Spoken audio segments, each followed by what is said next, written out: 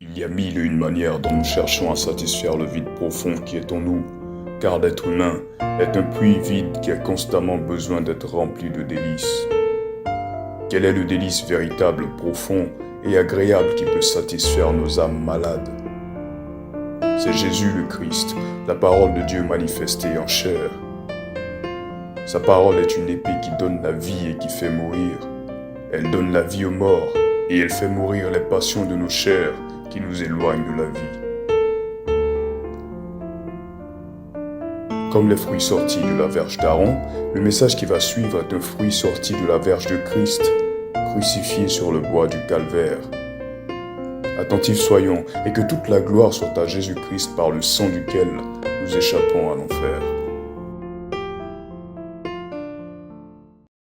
On bénit le Seigneur pour ce mois de février qui nous donne de voir. Et comme vous l'avez certainement déjà vu, on aborde pendant tout ce mois un sujet assez spécial. On a procédé au changement des horaires de culte. Les cultes seront plus courts mais plus intenses par la grâce de Dieu. Amen. Ça sera des concentrés de vérités profondes. Et nous allons étudier en détail, en profondeur pendant tout ce mois, l'œuvre de la croix. Les choses qui concernent la mort, l'ensevelissement et la résurrection de notre Seigneur Jésus. On va, par la grâce de Dieu, amplifier, augmenter nos connaissances sur le sang de Jésus et sur les choses qui concernent le sang de Jésus.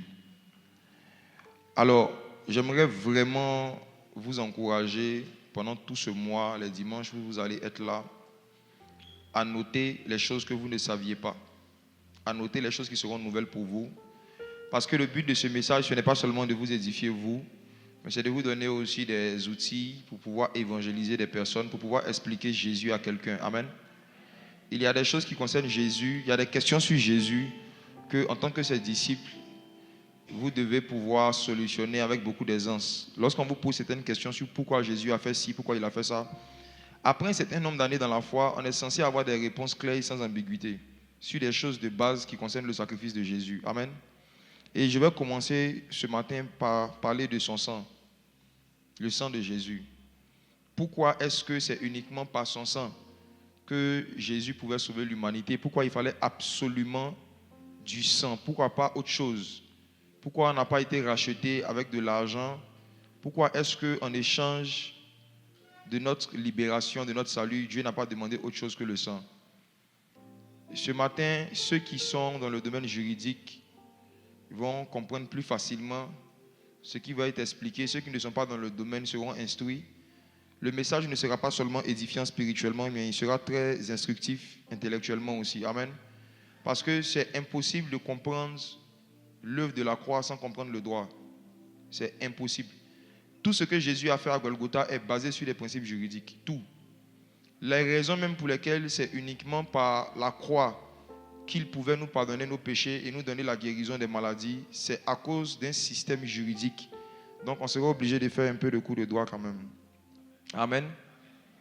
Donc je compte sur les juristes et les étudiants en droit pour confirmer certaines choses. Si je mens, vous dites objection à votre honneur. J'aimerais qu'on lise 1 Corinthiens chapitre 1, verset 18. 1 Corinthiens chapitre 1 à partir du verset 18 à 25. 1 Corinthiens chapitre 1 à partir du verset 18. Car la prédication de la croix est une folie pour ceux qui périssent, mais pour nous qui sommes sauvés, elle est une puissance de Dieu.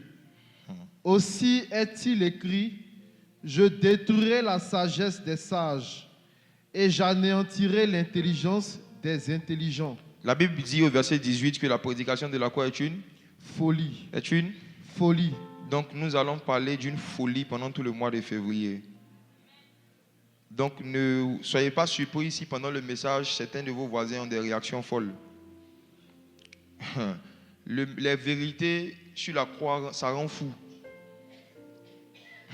Verset 20. Où est le sage? Où est le sage? Où est le scribe? Où est le disputeur de ce siècle? Gédéon. Dieu n'a-t-il pas convaincu de folie la sagesse du monde? Car, puisque le monde, avec sa sagesse, n'a point connu Dieu dans la sagesse de Dieu, il a plu à Dieu de sauver les croyants par la folie de la prédication. Il a plu à Dieu de sauver les croyants. Par la folie de la prédication. Donc si tu m'écoutes que tu as été sauvé, ça veut dire qu'il y a un esprit de folie qui t'a touché. Yes. Dieu sauve par la folie. Verset 22. Les Juifs demandent des miracles. Oui. Et les Grecs cherchent la sagesse. Verset 23. Nous prêchons Christ crucifié. Christ crucifié. Scandale pour les Juifs et folie pour les païens. Le message de Christ crucifié est un scandale et une folie. Donc soyez prêts à être scandalisés ce matin. Verset 24. Mais puissance de Dieu et sagesse de Dieu pour ceux qui sont appelés tant juifs que grecs. Verset 25. Car la folie de Dieu est plus sage que les hommes. Et la faiblesse de Dieu est plus forte que les hommes. Alléluia. Amen. Si tu as le Saint-Esprit et que tu as l'habitude de faire des songes où tu vois un fou, ce n'est pas un démon, c'est Dieu. Romains chapitre 16, versets 25 à 26. Romains chapitre 16, Oui. versets 25 à 26. À celui qui peut vous affermir selon mon évangile et la prédication de Jésus-Christ, conformément à la révélation du mystère caché pendant des siècles, même manifesté maintenant par les écrits des prophètes, d'après l'ordre du Dieu éternel, et porté à la connaissance de toutes les nations, afin qu'elles obéissent à la foi. Au verset 25, l'apôtre Paul dit que l'évangile est la révélation du mystère de Dieu caché pendant des siècles. L'évangile, les choses qui concernent la mort, l'ensevelissement et la résurrection de Jésus font partie du mystère de Dieu, un mystère qui était caché pendant des siècles. Pendant tout ce mois de février, nous allons découvrir ce mystère qui était caché pendant des siècles et surtout découvrir le motif pour lequel Dieu a caché ce mystère. On ne cache pas quelque chose qui n'a pas de valeur, on ne cache pas quelque chose qui n'est pas dangereux. Voici. Pourquoi est-ce que le principe ou la notion de sauveur est rentré dans l'humanité? Pourquoi l'homme avait besoin d'un sauveur? Surtout un sauveur ensanglanté, un sauveur qui saigne, un sauveur qui vient avec du sang. Dans la plupart des dessins animés, des films qu'on a l'habitude de regarder dans notre génération, les super-héros qui viennent sauver, on a des sauveurs. Il y a Superman, il y a Batman, il y a Zorro. À qui encore? Action Man, ceux qui l'ont connu. Vous allez voir que la majorité des sauveurs qui sont présentés à la télévision ont une particularité, c'est qu'ils sont toujours bien habillés, ils ne saignent jamais. Même quand ils se battent, ils ne transpirent pas. Vous allez voir que la majorité de nos sauveurs ont des costumes. Ils ont un déguisement bien spécifique qu'ils prennent pour sauver. Et c'est toujours très beau. Spider-Man, par exemple, il est bien habillé, toujours en rouge-bleu. Superman, on n'en parle pas, il a une frange là sur le côté. Là. Je ne sais pas s'il a changé, mais avant, il avait une coiffure. C'est-à-dire que tu vois des gars qui se battent et puis ils finissent la vie, ils ne sont pas froissés, ils ne saignent pas. Ils vont toujours bien, quoi. Le stéréotype et le prototype de sauveur que la télévision nous montre, en fait, c'est des personnes qui sauvent sans se sacrifier.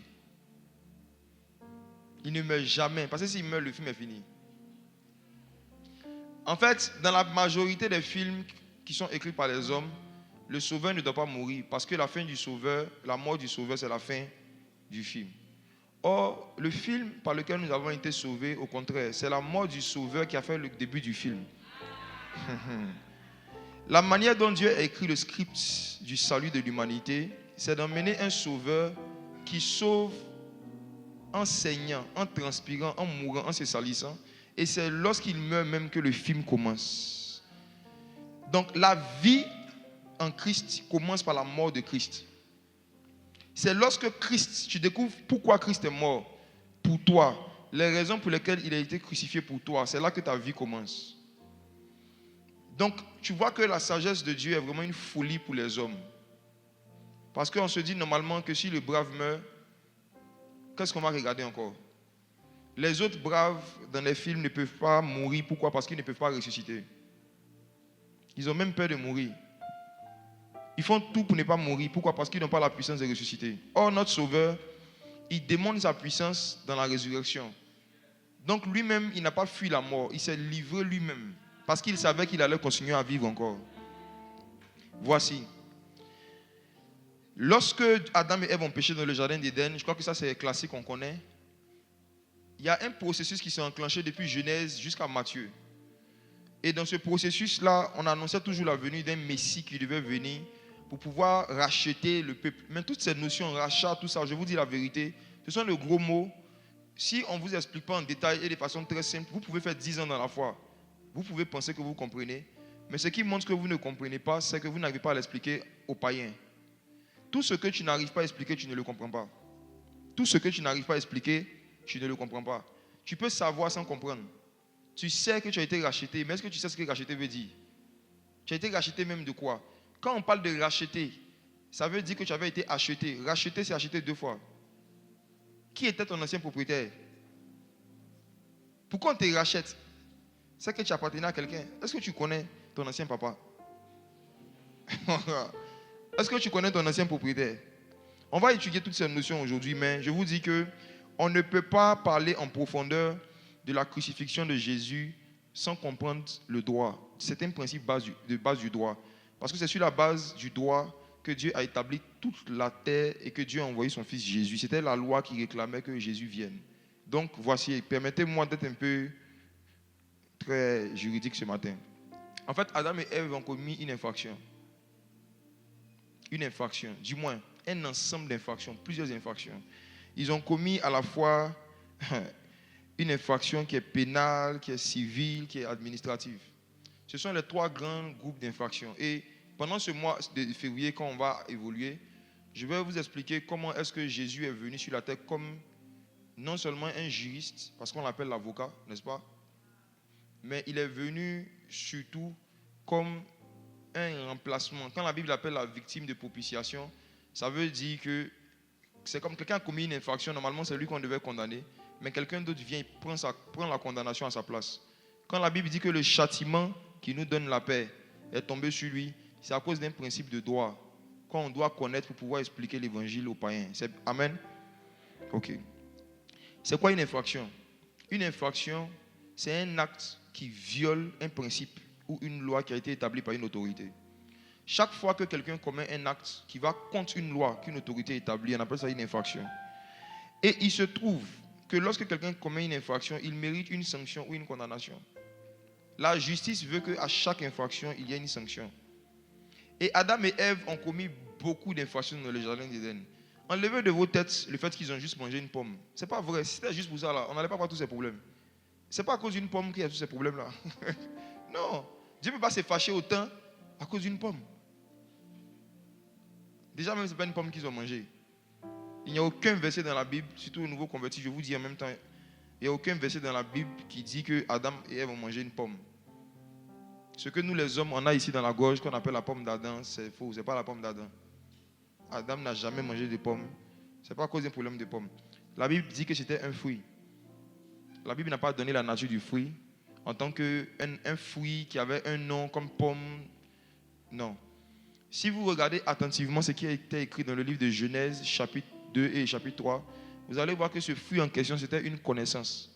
Parce que l'arbre s'appelait l'arbre de la connaissance. Quand on dit l'arbre du manguier, il produit quoi? Il produit des mangues. Donc l'arbre de la connaissance produit quoi? La connaissance. Le fruit en question, c'était une connaissance. C'était une information en fait. Ce n'était pas une pomme. Adam a croqué une information qu'il ne devait pas croquer.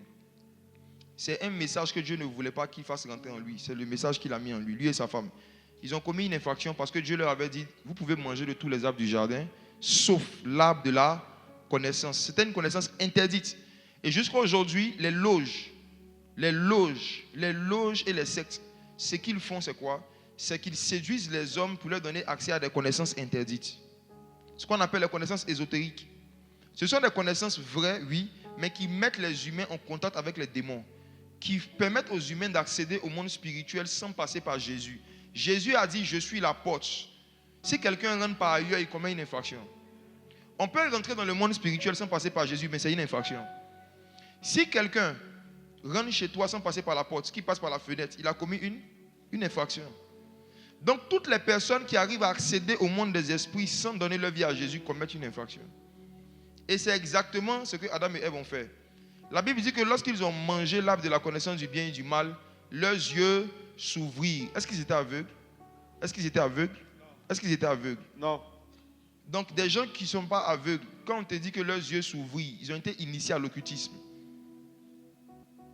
Jusqu'à aujourd'hui, cette expression est utilisée dans l'occultisme. On dit, viens, on va te laver pour ouvrir tes yeux. Aïe. Ils ont commis une infraction parce que leurs yeux ont été ouverts, mais pas par Dieu. Leurs yeux ont été ouverts par le péché. Leurs yeux ont été ouverts par une transgression. Juste à cause de cela, il y avait un principe de droit qui s'est activé. Vous savez, Dieu est le premier, le plus grand et le plus ancien juriste de tous les temps. Et Dieu ne rigole pas avec la loi et avec le droit. Voici pourquoi moins tu vas connaître les lois et le droit de Dieu, moins tu vas connaître Dieu. Parce que Dieu lui-même est une loi. Psaume 119, verset 91. Chaque élément de la création fonctionne sur la base du droit et des lois. Regardons le verset qui le dit. Psaume 119, verset 91. Psaume 119, verset 91. C'est d'après tes lois que tout subsiste aujourd'hui, car toutes choses te sont assujetties. C'est d'après tes lois que toutes choses subsistent aujourd'hui. Je vous dis, même dans les choses les plus basiques de vos vies, tout ce que vous construisez dans la vie, si vous voulez que ça subsiste, si vous voulez que ces choses durent dans le temps, veillez à bâtir ces choses sur des lois. Tout ce qui est bâti sur des lois subsiste. Tout ce qui est bâti sur des principes subsiste. C'est pourquoi les ministères ou les églises qui sont bâtis sur les dons spirituels, sur les manifestations de l'onction, mais pas sur l'enseignement des lois, ne durent pas dans le temps, ne subsistent pas. Ce qui subsiste, c'est ce qui est bâti sur des lois et des principes. Là où on met l'accent sur les principes et sur les lois, il y a la longévité. C'est d'après les lois que tout subsiste. Donc, tous les éléments de la création que nous voyons fonctionnent d'après les lois. Quand vous prenez votre corps humain, je ne sais pas quelle est la partie préférée de votre corps. Chacun a sa partie préférée. Quelle est la partie préférée de ton corps? Demande à ton voisin. Ta partie préférée de ton corps, c'est quoi? Il y en a, c'est leur doigt. Il y a des femmes qui sont toujours comme ça.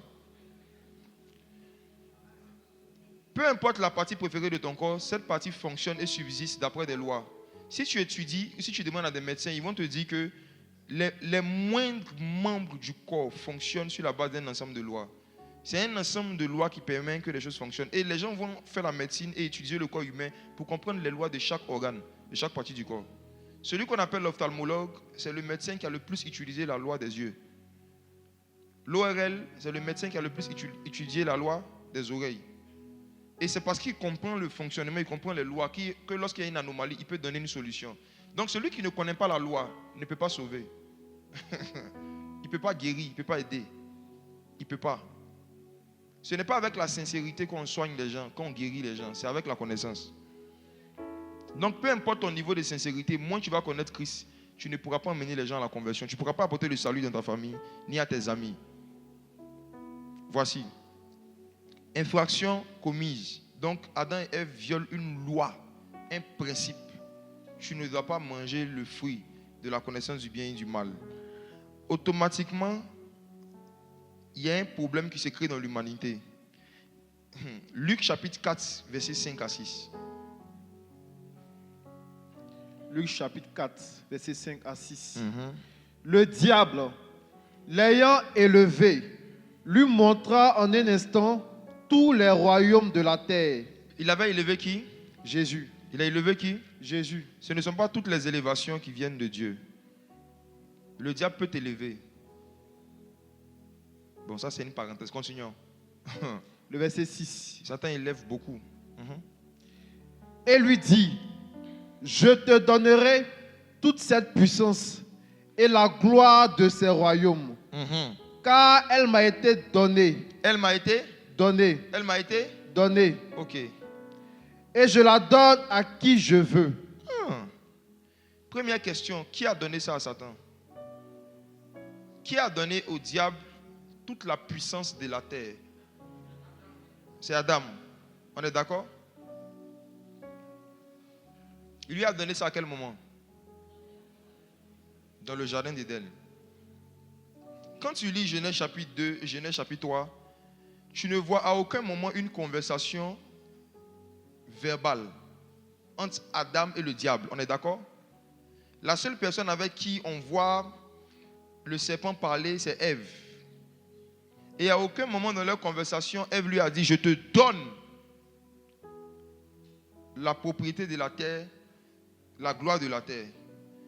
Mais des milliers d'années après, le diable rencontre Jésus et il lui donne une information. Il dit, tu sais, les royaumes de la terre et leur gloire m'ont été donnés.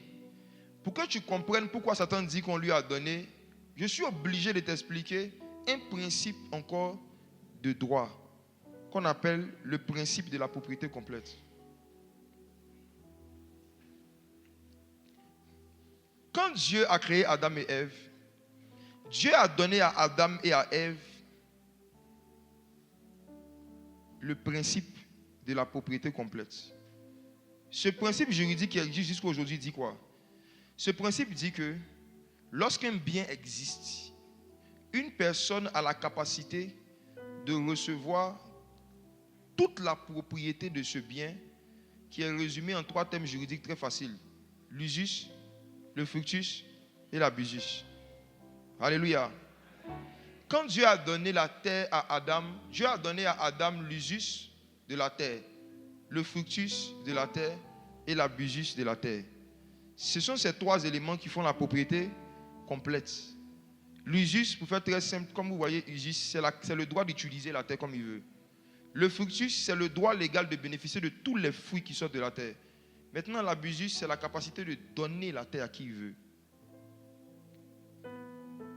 Il y a des gens ici, vous avez certains biens, vous dites que c'est pour vous, mais vous n'avez pas la propriété complète. Je prends un exemple. Quand tu loues une maison, tu as l'usus. Tu peux dormir dedans, tu peux décorer comme tu veux. Tu as le fructus, tu peux bénéficier du confort de la maison. Mais est-ce que tu peux décider, par exemple, d'offrir la maison à ta maman? Est-ce que tu peux? Ne peut donner un bien que celui qui a quoi? L'abusus. Satan dit à Jésus, l'abusus de la terre m'a été transféré. Il dit non seulement ça m'a été donné, mais moi aussi je peux donner. Donc en d'autres termes, je suis non seulement le nouveau propriétaire de la terre, mais j'ai la propriété complète. À quel moment est-ce que Adam a transféré tous ses droits? Juste quand il a péché contre Dieu. Vous savez, pécher, ça ne consiste pas seulement à se souiller. Pécher, c'est aussi transférer des choses qui nous appartiennent à des démons. Oui. Chaque péché sans repentance est un transfert de puissance à un démon.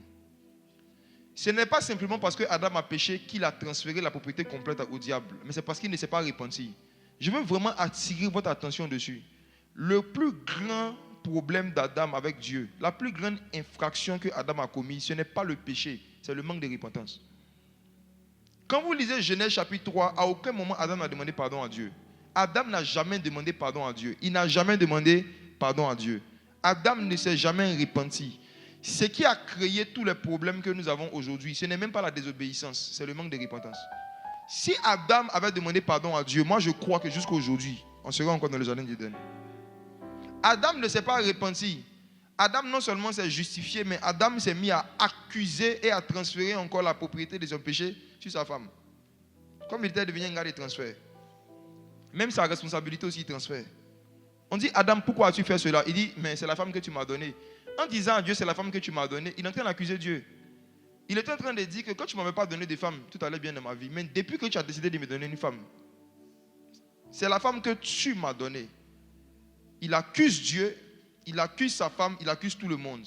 C'est le manque de repentance qui a amené le jugement, la colère et la condamnation de Dieu.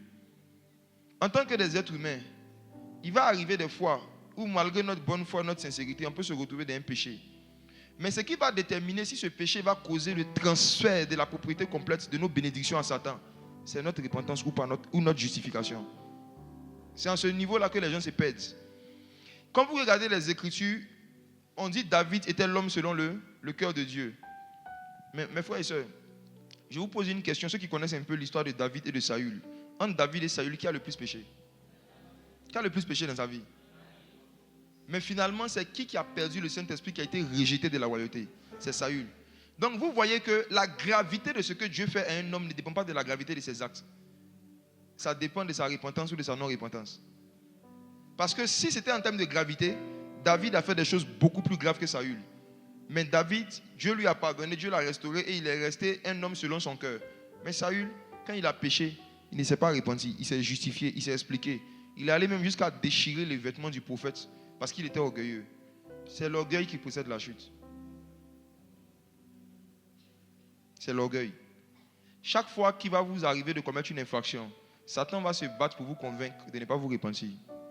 Soit de vous justifier ou même de fuir simplement la présence de Dieu.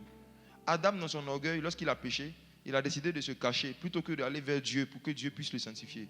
Il a décidé de se cacher. Et quand même Dieu est venu vers lui encore, il a décidé d'accuser Dieu. C'est la femme que tu m'as donnée. Je pense que c'est depuis ce jour que Dieu a décidé de ne plus donner des femmes à quelqu'un.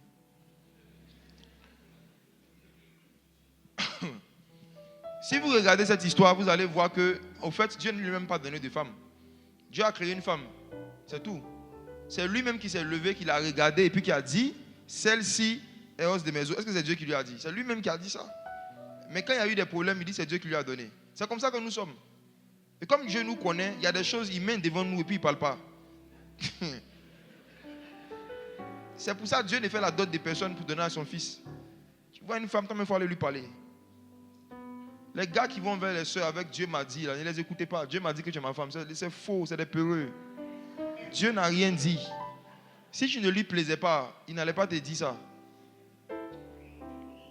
Quand tu vois des soeurs que tu trouves bizarres, Dieu ne te parle jamais que c'est ta femme. Malheureusement, Adam a transféré la propriété complète de la terre aux démons. Et depuis lors, c'est étrange, mais l'homme a été chassé du jardin d'Éden. Et nous, la plupart des hommes qui n'ont pas Christ vivent sur la terre comme s'ils sont des locataires. C'est-à-dire que Satan est le propriétaire. Non, maintenant, c'est lui qui décide de nos vies, quoi. C'est lui qui décide de qui va se marier, qui va avoir des enfants, qui sera riche. C'est Satan qui décide. Il y en a même qui plantent ce cacao, ça ne pousse pas. C'est-à-dire que Satan décide de qui va pousser où. Il décide que, bon, par exemple, le café n'a pas poussé en France. Tu vois, non? C'est-à-dire que Satan a pris la terre et puis souverainement, il a décidé qu'il y a certains fruits qu'on va voir dans certains pays, qu'on ne va pas retrouver ailleurs. C'est Satan qui a derrière tout ça. Au commencement, il n'en était pas ainsi. Et l'une des choses que Jésus est venu faire, c'est de venir arracher le fructus, l'usus et l'abusus de la terre, redonner à ceux qui vont croire en lui. Je vous dis la vérité. Oui. Il y a des vérités sur l'œuvre de la croix. Quand vous allez comprendre que ce n'est pas normal d'avoir atteint un certain âge et de ne pas être propriétaire d'un terrain. Il y a des vérités sur l'œuvre de la croix. Quand vous allez comprendre qu'en fait, même si vous êtes délivré du péché, mais que vous n'êtes pas encore délivré de la location éternelle, vous n'êtes pas encore délivré. La Bible dit dans Somme qu'on a lu, Dieu a donné la terre à qui? Aux hommes. Avant, les gens ne vendaient même pas les terrains. Avant, les seules personnes qui venaient demander aux gens de leur vendre leur terrain, c'était les satanistes. Jézabel, dont on parle dans la Bible. La plupart d'entre nous, on pense que Jézabel est seulement un esprit d'une femme qui séduit. Non. Jézabel, c'est l'esprit d'une femme qui arrache des terrains. Si vous regardez l'histoire de Jézabel, elle est partie vers un homme qui s'appelait Naboth. Elle voulait acheter son terrain. Le monsieur a refusé, elle a tué pour cela. Jézabel, c'est un esprit qui tue des personnes qui refusent d'abandonner des terrains que leurs parents leur ont laissés légalement. Ici en Afrique, les histoires de terrains, les gens tombent malades dedans, est-ce que vous savez? Ici en Afrique, à cause des histoires de terrain, les gens meurent. Est-ce que vous savez cela? C'est l'esprit de Jézabel. Vous tous qui voulez acquérir des terrains ou qui êtes en litige sur des terrains, si vous ne devenez pas spirituel et prophétique, vous allez mourir dans cette affaire. Les terrains sont spirituels. On va voir ça quand on va évoluer. La terre parle. La terre, c'est un être vivant. Être propriétaire d'un terrain, c'est être propriétaire d'une créature. C'est comme si tu es un chien. La terre parle, la terre respire. C'est pourquoi beaucoup de vos oncles, quand ils doivent faire certaines cérémonies, ils donnent un peu à boire à la terre. Ils savent que la terre a soif. Et ils savent que souvent le comportement de la terre envers quelqu'un dépend de son comportement envers la terre. Tu ne peux pas être quelqu'un qui veut être propriétaire de terre et tu passes ton temps à cracher par terre.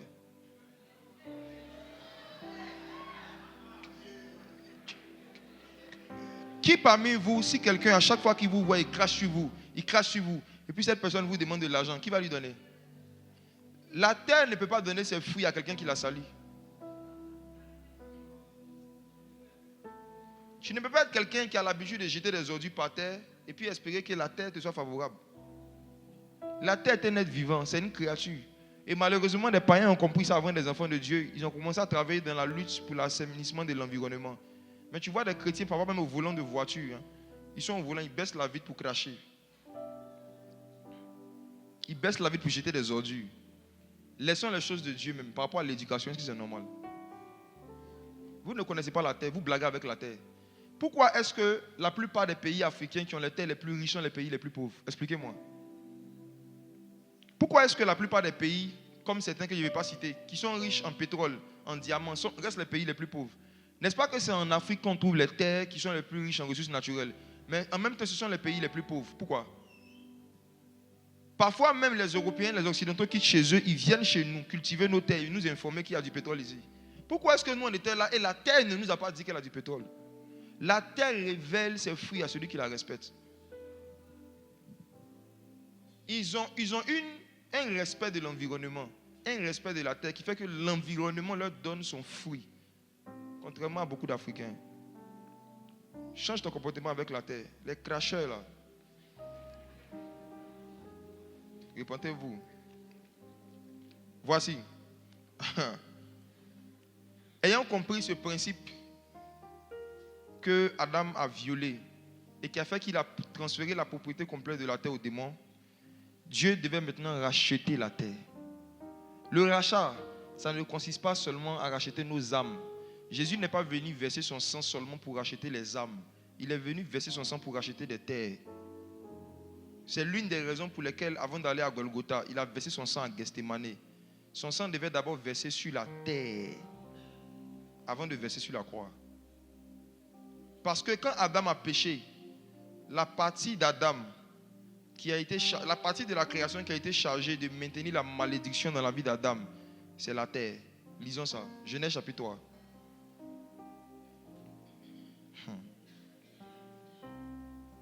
Genèse chapitre 3, verset 17. C'est très profond. Il faut qu'on comprenne cet aspect de l'œuvre de la croix. Il y a beaucoup de personnes ici à qui Dieu veut donner des terrains facilement cette année. C'est ce que j'ai reçu. Amen. Mais vous n'allez pas avoir ça. Ce n'est ni par votre force, ni par votre puissance. C'est par l'Esprit.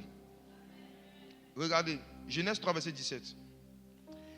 Il dit à l'homme, puisque tu as écouté la voix de ta femme et que tu as mangé de l'arbre au sujet duquel je t'avais donné cet ordre, tu n'en mangeras point. Le sol sera maudit à cause de toi. Quand Adam a péché, Dieu n'a pas maudit Adam, Dieu a maudit le sol. Dieu n'a pas dit à Adam, tu seras maudit. Il dit, le sol sera maudit à cause de toi. Continue. C'est à force de peine que tu en tireras ta nourriture tous les jours de ta vie. Ce qui fait que la vie est dure, c'est à cause du sol. Ce n'est pas l'État. Ce n'est pas le gouvernement. C'est le sol. Regarde le verset 18. Il te produira des épines et des ronces, et tu en mangeras de l'herbe des champs. Les gens qui aiment beaucoup manger les feuilles. Là. Bon, c'est bon, lis le verset 19. Genèse 3, verset 19. Oui, lis le verset 19, oui. C'est à la sueur de ton visage que tu mangeras du pain, jusqu'à ce que tu retournes dans la terre, d'où tu as été pris. Car tu es poussière et tu retourneras dans la poussière. Quand Adam a commis l'infraction, Dieu a maudit le sol, pas Adam directement. Et vous allez voir que cette façon de maudire, ce style de malédiction, c'est le même style de malédiction que Noé a utilisé. Lorsque son fils a péché contre lui, il a déshonoré, la Bible dit, Noé a dit maudit soit Canaan. Canaan était le fils. En fait, il y a une façon de maudire qui consiste à ne pas maudire la personne directement, mais à maudire ses fruits ou ce qui peut lui donner du fruit. Maudit ce qui peut te donner du fruit. Dieu a maudit la terre, Dieu a maudit le sol. Il dit le sol sera maudit à cause de toi. Comment est-ce qu'on reconnaît que le sol est maudit? Mais c'est le sol, c'est la terre, c'est de là que viennent la plupart des maladies que nous vivons. Oui. La majorité des maladies, des nids de maladies se stockent dans le sol, ça vient de la terre. La poussière rend malade. La majorité de ce que nous mangeons et nous consommons régulièrement, ça vient de la terre. Manioc, banane, on cultive. Ça vient du quoi? Ça vient du sol. La qualité de ce qu'on mange dépend de la qualité du sol. Il y a tout ça. Et comme le sol est maudit, on mange des malédictions. Ouais. On mange des malédictions. Est-ce que vous savez que, logiquement, la nourriture bénite ne devait pas pourrir? Ce qui est béni ne pourrit jamais.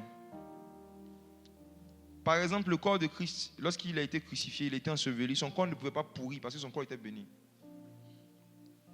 Vous allez voir que quand Dieu a fait tomber la manne du ciel, il avait demandé qu'on prenne la manne et qu'on mette la manne dans le tabernacle. Tant que la manne était dans le tabernacle pendant des milliers d'années, la manne ne pourrissait pas. Toute nourriture qui est gardée dans la présence de Dieu ne pourrit jamais. Le fait que la nourriture pourrit est la preuve que la nourriture est maudite. Mais tu ne peux pas dire que tu n'as plus mangé. Nous mangerons. C'est la nourriture qui nous donne la force, mais c'est la nourriture aussi qui nous tue. C'est la nourriture qui nous fait grandir, c'est la nourriture qui nous rend malades. Tout ça, ce sont les conséquences de l'acte que Adam et Ève ont posé, des actes qu'ils ont posés. C'est pourquoi l'une des merveilleuses promesses qui est rattachée au fait de croire en Jésus, c'est de recevoir un nouveau corps. Parce que le corps même qu'on a, le corps là est pourri. Ce corps-là est pourri. Ce corps-là est pourri. L'odeur qui en sort quand on va aux toilettes nous confirme cela. Ce corps est pourri. Même quand tu mets une bonne chose dans ce corps, il en fabrique une pourriture. Ce corps est pourri. Voici pourquoi c'est vanter de sa beauté, c'est être bête. Tu te vantes de la pourriture. Et vous voyez que quand quelqu'un meurt, peu importe le niveau de beauté qu'il disait qu'il a, quand on le dépose là, au bout d'un mois, on vient retrouver quoi? Pourri. Ce corps-là, c'est lui qui est à la base de tous nos problèmes. Parce que c'est un corps déchu. C'est le corps qu'on a hérité d'Adam et Ève. C'est le corps dans lequel le péché est condamné. C'est à cause de ce corps qu'on a du mal à obéir à Dieu et à plaire à Dieu comme on le veut. C'est ce corps. Le premier ennemi d'un chrétien, ce n'est pas Satan, c'est son corps. C'est le corps. Quand tu comprends ça, il y a des niveaux d'orgueil, comme je dis, de fierté par rapport à ton apparence que tu n'auras pas. Chaque fois qu'une femme se maquille, elle est en train de maquiller de la poussière. Chaque fois qu'un homme se lave, il s'habille bien, il est en train d'habiller de la pourriture. C'est de la pourriture bien habillée, bien parfumée en fait. Ce sont les conséquences de quoi? De l'infraction que Adam et Ève ont commis. Ils ont perdu le corps glorieux. Ils ont perdu ce corps qui ne pourrit pas, qui ne flétrit point. Et on a eu ce corps que nous avons avec lequel nous nous promenons aujourd'hui. Et tous ceux et celles qui croient en Jésus, lors de la résurrection, le jour de l'enlèvement, on va recevoir un nouveau corps. Amen. Et nous allons manger de nouvelles nourritures qui ne périssent point. Amen. Des nourritures qui ne pourrissent pas au ciel. C'est la promesse de l'évangile. C'est à cause de cette nourriture que nous aurons la vie éternelle. Parce que nous allons manger des choses qui ne pourrissent pas et qui ne se détruisent pas. Voici. Jésus, dans Matthieu 28, avant de partir, après sa résurrection, il donne un ordre que nous connaissons. Allez faire de toutes les nations des disciples. Mais avant de dire cela, Jésus a dit de prêcher l'évangile à toute la création. Lisons ça. Et ce qui fait que beaucoup de chrétiens, malgré qu'ils sont sauvés, vivent toujours les malédictions du sol. C'est parce qu'ils prêchent l'évangile seulement aux êtres humains.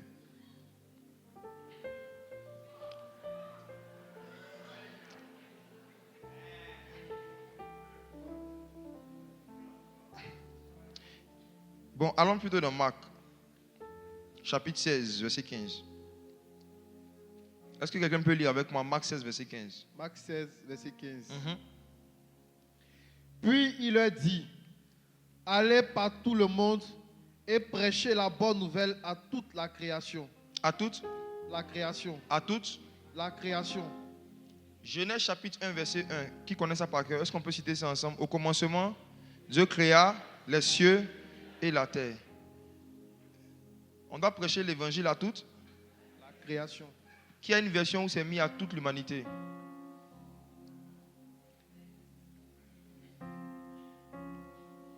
Il y a un niveau d'évangélisation qui consiste à prêcher à la création.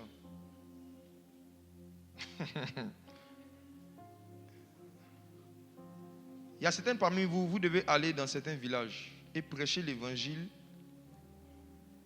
au terrain qui sont dans ces villages. Il y a certains parmi vous, vous devez prêcher l'évangile aux cieux. Le ciel qui est au-dessus de certains terrains que vous voulez acquérir. Au commencement, Dieu créa les cieux et la terre. Les cieux et la terre ont été corrompus par les infractions des hommes. Jusqu'à aujourd'hui, les scientifiques même qui ne croient pas en Dieu disent, à cause du comportement des hommes, la couche d'ozone est en train d'être détruite. L'environnement est en train d'être pollué.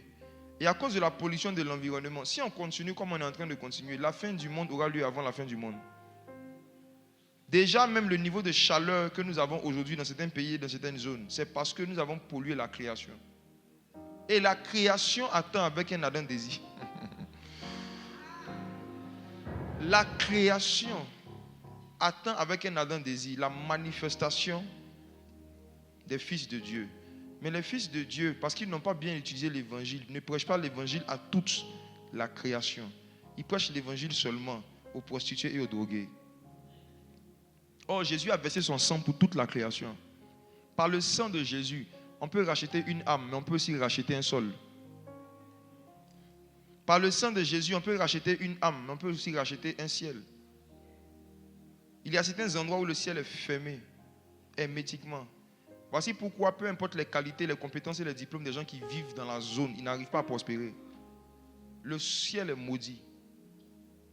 Il y a des endroits, mais quand tu vas, quand tu regardes la couleur du ciel, mais tu sens qu'ils ont des problèmes. Le ciel n'est jamais bleu. Et le Saint-Esprit, après ces messages jusqu'à la fin du mois, va emmener certains parmi vous à aller dans certains endroits et à prêcher l'évangile. Pas à des humains, mais à la création. Quelqu'un me demande comment on fait ça. Rendez-vous dimanche prochain. Dimanche prochain, il va expliquer cela.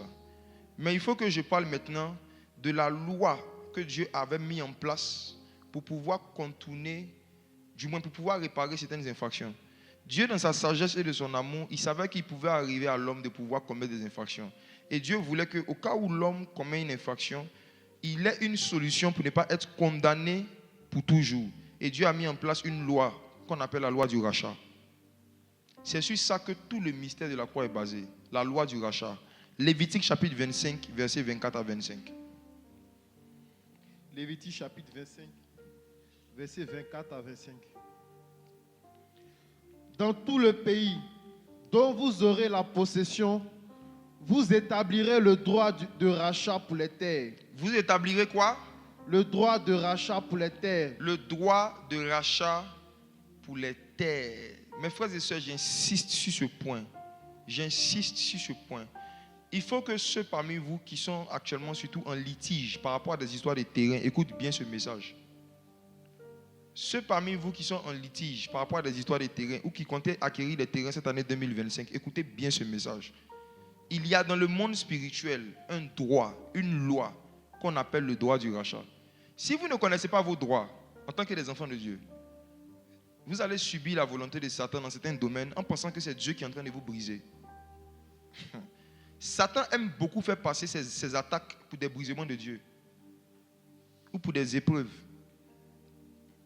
Parfois, ce n'est même pas Dieu qui t'éprouve, ce n'est même pas Dieu qui te brise, c'est Satan qui t'écrase. Mais tu acceptes certaines humiliations, tu acceptes de perdre certaines choses en te disant que c'est la volonté de Dieu. Or, c'est parce que tu ne connais pas le droit du rachat. Dieu a institué un droit de rachat pour toutes les terres tous les terrains qui appartiennent à ses enfants ou qui sont censés appartenir à ses enfants. Et quand le droit des hommes ou la justice des hommes fait défaut, tu peux activer cette loi pour avoir ce qui te revient de droit. Tu peux activer cette loi, le droit du rachat. Suivez cela. Verset 25. Si ton frère devient pauvre et vend une portion de sa propriété, parenthèse, donc avant, c'était seulement les pauvres qui vendaient leur terre. Les riches ne vendaient jamais leur terrain. Continuons. celui qui a le droit de rachat, son plus proche parent, Qui a le droit de rachat? son plus proche parent, Qui a le droit de rachat? son plus proche parent, Allons-y. viendra et rachètera ce qu'a vendu son frère. Comprenez que le droit du rachat est un droit qui dit que si tu as perdu quelque chose, ou même si tu as vendu quelque chose, si tu as donné quelque chose qui devait te revenir de droit, et que finalement tu as envie de racheter, de réavoir la chose, la personne qui peut le faire, c'est ton plus proche parent. Ton plus proche parent a reçu de Dieu la capacité, le pouvoir et la puissance de racheter pour toi tout ce que tu as perdu qui devait te revenir. Ton plus proche parent. Et c'est de lui dont je veux te parler ce matin. Ton plus proche parent. Ton plus proche parent. C'est le plus grand avocat de tous les temps. Ton plus proche parent. Il peut racheter n'importe quoi de la main de n'importe quel démon, de la main de n'importe quel esprit. Ton plus proche parent. C'est lui qui a la puissance du rachat. Ton plus proche parent. Lisons un autre passage. Toujours dans Lévitique 25, mais le verset 47 à 48. 47. Lévitique 25, verset 47. Lévitique 25, verset 47. Mhm.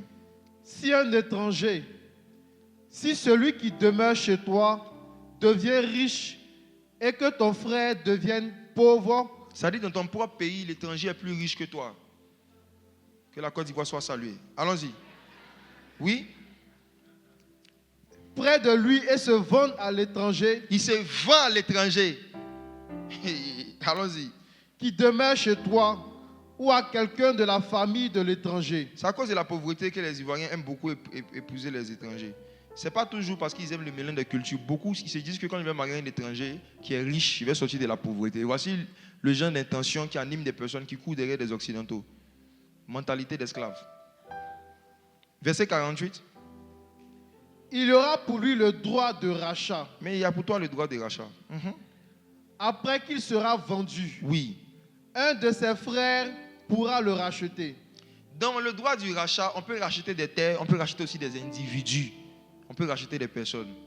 Mais il faut toujours que ça vienne de qui? Un de tes proches parents, un de tes frères, ton plus proche parent plus précisément. Maintenant, qui est le plus proche parent d'Adam? Quand Adam a commis son infraction et qu'il a donné les royaumes de la terre, quand il a donné la propriété complète à Satan, Dieu doit maintenant appliquer ce principe pour pouvoir racheter Adam et toute l'humanité. Il fallait trouver le plus proche parent d'Adam. Or, Adam n'avait pas de père et de mère. Adam est le premier homme qui n'avait pas de papa, qui n'avait pas de maman. Adam n'a pas été accouché, il était formé. Il n'avait pas de frère. La seule sœur qu'il avait, elle-même, elle a mangé le fruit défendu aussi, Ève. Sa seule parente, elle était dans les problèmes. Il fallait trouver pour les deux, leurs plus proches parents, qui a le droit de rachat, qui pourra les racheter. Et Dieu était tellement sage. Dieu est tellement sage qu'avant de créer Adam et Ève, quoique il savait que Adam et Ève n'allaient pas avoir une famille et des frères et sœurs qui étaient leurs proches parents, Dieu a mis en place une sagesse qui a existé avant Adam et Ève pour qu'ils soient rachetables. Il a dit, créons l'homme à notre image.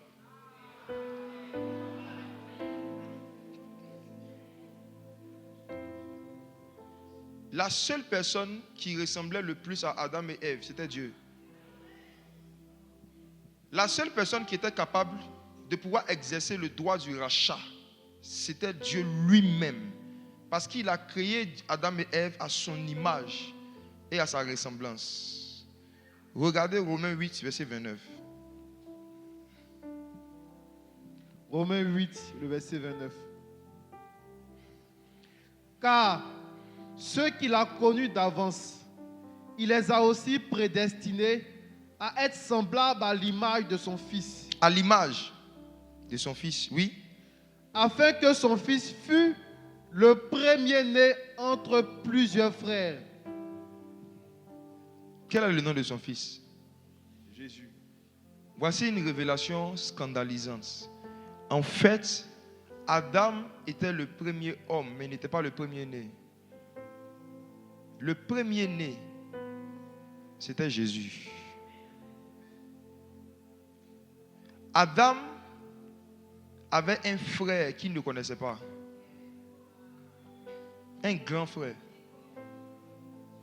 qu'on appelait Jésus. Et beaucoup parmi vous, vous avez un grand frère que vous ne connaissez pas. Voici pourquoi vous vivez encore dans l'esclavage, soit de la maladie, soit du péché, soit l'esclavage de la pauvreté. Parce que vous ne connaissez pas votre plus proche parent. Vous avez un frère qui a été le premier-né d'un plusieurs frères. Et Dieu, on dit dans sa sagesse, il nous a tous prédestinés à être semblables à l'image, à ressembler à son fils. Voici quelque chose de plus profond que tout ce que je viens de dire. Ce n'est pas ta destinée et la connaissance de ta destinée qui va te faire rentrer au ciel. C'est la connaissance de ta prédestinée. La prédestinée est différente de la destinée. La prédestinée, c'est ce qui vient avant la destinée. Dieu nous a prédestinés à ressembler à Jésus pour qu'on soit sauvable. Ne seront sauvés que ceux et celles qui sont semblables à l'image de son Fils, qui ressemble à Christ. La prédestinée, c'est quoi? La prédestinée, c'est le fait de découvrir la personne qui a été destinée à te racheter. Tous ceux qui ont découvert Christ et qui sont nés de nouveau ont découvert leur prédestinée. Et c'est parce que vous avez déjà expérimenté la prédestinée que vous avez le droit légal de connaître votre destinée. Ce n'est pas normal d'être dans la foi depuis plus de 3 ans, 4 ans et ne pas connaître son appel, ne pas connaître sa destinée, ne pas connaître les choses qu'on est censé faire sur la terre. Parce que connaître sa prédestinée est plus difficile que connaître la destinée. Et si Dieu a déjà fait le plus difficile pour toi, connaître la destinée, ce n'est pas un mystère. Dieu nous a prédestinés à ressembler à son Fils. Parce que c'est seulement ceux qui lui ressemblent qui peut racheter.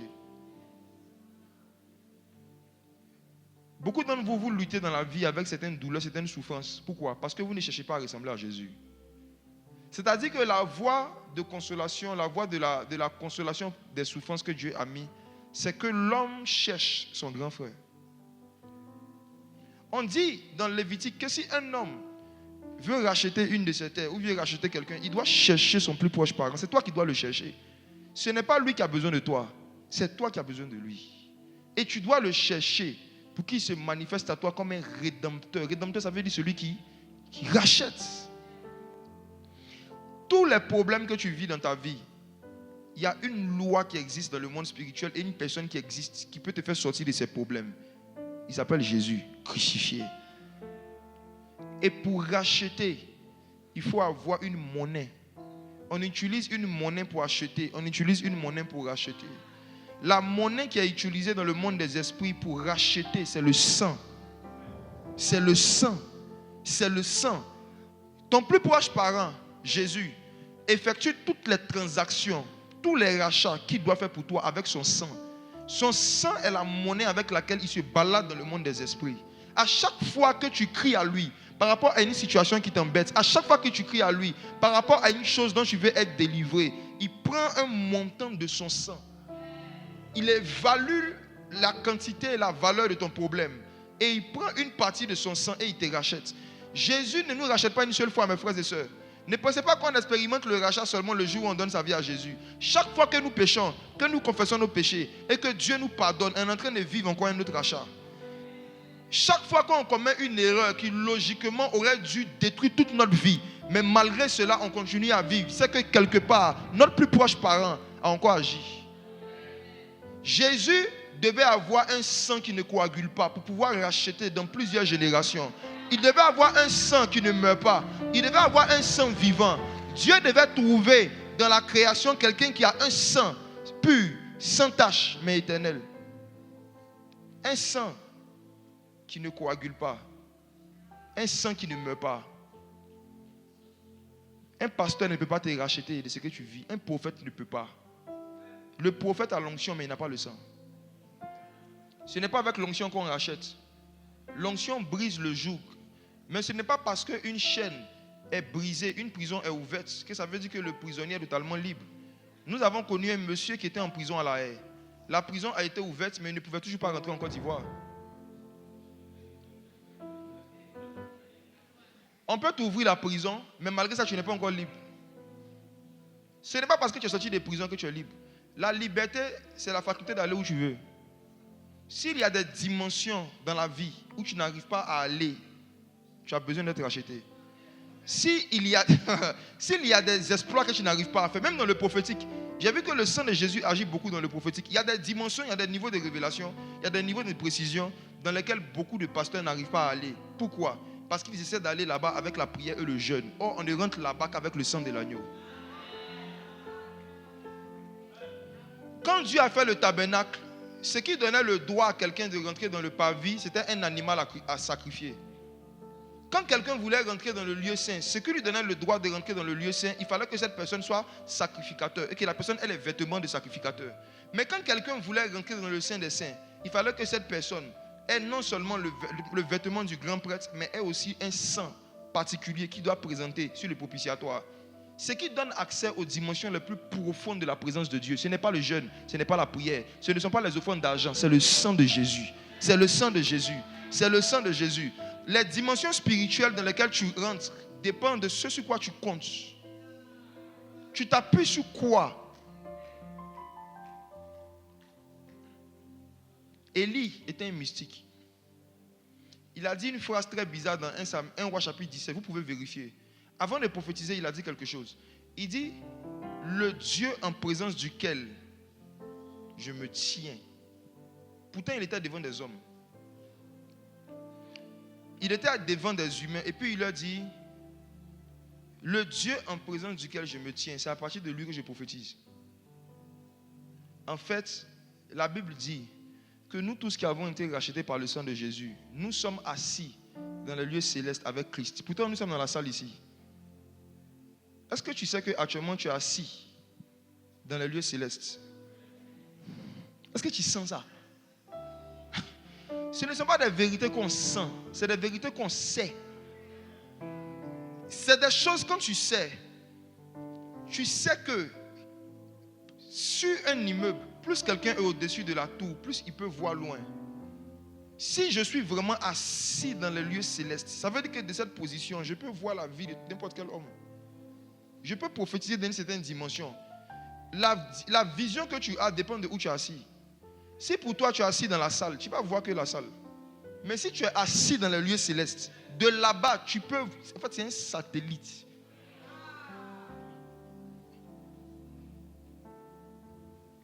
Le but de ce message, c'est de vous révéler votre position en Christ. Comprenez que le fait de manger la chair et de boire le sang de quelqu'un chaque dimanche fait de vous des mystiques.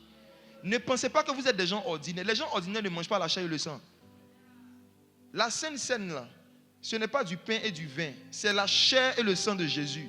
Ce que les sorciers font à 2h du matin, lorsqu'ils se réunissent, qu'ils citent le nom de quelqu'un, qu'ils prennent un poulet ou un mouton, qu'ils invoquent l'âme de la personne dans l'animal, qu'ils le mangent. C'est ce que nous faisons chaque dimanche, mais avec l'âme de Jésus. Eux, ils mangent des humains. Nous, on mange le Créateur. On ne peut pas donc avoir le même niveau d'autorité. Logiquement, c'est eux qui doivent avoir peur de nous. Et ils mangent la viande des hommes, nous on mange la viande de Dieu. Entre eux et nous, qui doit avoir peur de qui? Qui doit déménager à cause de qui? C'est parce que vous ne connaissez pas la puissance qui est dans le sang de Jésus. Vous ne savez pas ce qui est en vous. Vous ne savez pas que celui qui est en vous est plus puissant que celui qui est dans le monde. C'est pourquoi parfois vous laissez certaines situations vous ébranler. Quand un homme te menace, quand un être humain te dit je vais détruire ta vie, je vais te faire X, je vais te faire Y, si tu as peur, ta peur est une infraction contre Jésus. Chaque menace à laquelle nous cédons en tant que des rachetés est une offense vis-à-vis du Messie. Tu es en train de dire qu'un humain, un sorcier ou un démon, un être humain peut décider de ta destinée. Pourtant, ce n'est pas lui qui a choisi ta prédestinée. Celui qui n'a pas influencé ta prédestinée ne peut pas influencer ta destinée. C'est impossible. C'est impossible. C'est impossible. Jésus, notre plus proche parent, est venu sur la terre pour nous racheter de tout ce que Satan nous a volé. Et quand je dis tout, s'il vous plaît, il y a notre âme, mais il n'y a pas seulement notre âme. Je dis que même en termes de biens matériels, en termes de terrain, on a des problèmes sérieux, nous les chrétiens. Il y a un niveau de la rédemption et du rachat que nous ne vivons pas. On est comme des personnes, comme des enfants, pour qui le père est allé dans un supermarché. Il a laissé un bon d'achat de 200 000, mais nous on a décidé d'utiliser seulement 30 000 francs. Nous n'utilisons pas malheureusement tous les bénéfices et toute la puissance qui est dans le sang et le sacrifice de Jésus. On prend seulement ce qui concerne chasser les démons, guérir les malades, prier beaucoup en langue. Mais notre ignorance du fait qu'il est venu racheter toute la partie de la création. Dans la création, ça veut dire que tout ce qui contribue à la vie. L'apôtre Pierre l'a dit dans 2 Pierre chapitre 1. Il dit Dieu nous a donné tout ce qui contribue à la vie. Tout. Tout. Si un homme n'arrive pas à manger, n'arrive pas à boire, il ne peut pas vivre. À travers le rachat, Jésus t'a donné le droit légal de ne plus subir des problèmes matériels que les animaux ne vivent pas. Il n'y a aucun chien qui a des problèmes pour manger. Même les chiens qui sont dans la rue, ils peuvent aller fouiller une poubelle et puis manger dans la poubelle. Il y a des pays aujourd'hui où si quelqu'un a faim, il sait où aller, il y a des restos du cœur, il y a des endroits, il peut aller manger. Ce n'est pas normal qu'un enfant de Dieu, racheté par le sang de Jésus, lutte et puis pense à comment il va se nourrir. Ce n'est pas normal. C'est un esclavage que tu es en train de vivre, comme quelqu'un qui n'a pas été racheté. Vous gagnerez votre pain à la sueur de votre front. Je vous dis la vérité, quand on va évoluer, vous allez voir que c'est une malédiction qui n'est plus censée continuer d'agir dans la vie de ceux qui ont été rachetés. C'est une malédiction qui n'est pas censée continuer d'agir dans la vie de ceux qui ont été rachetés.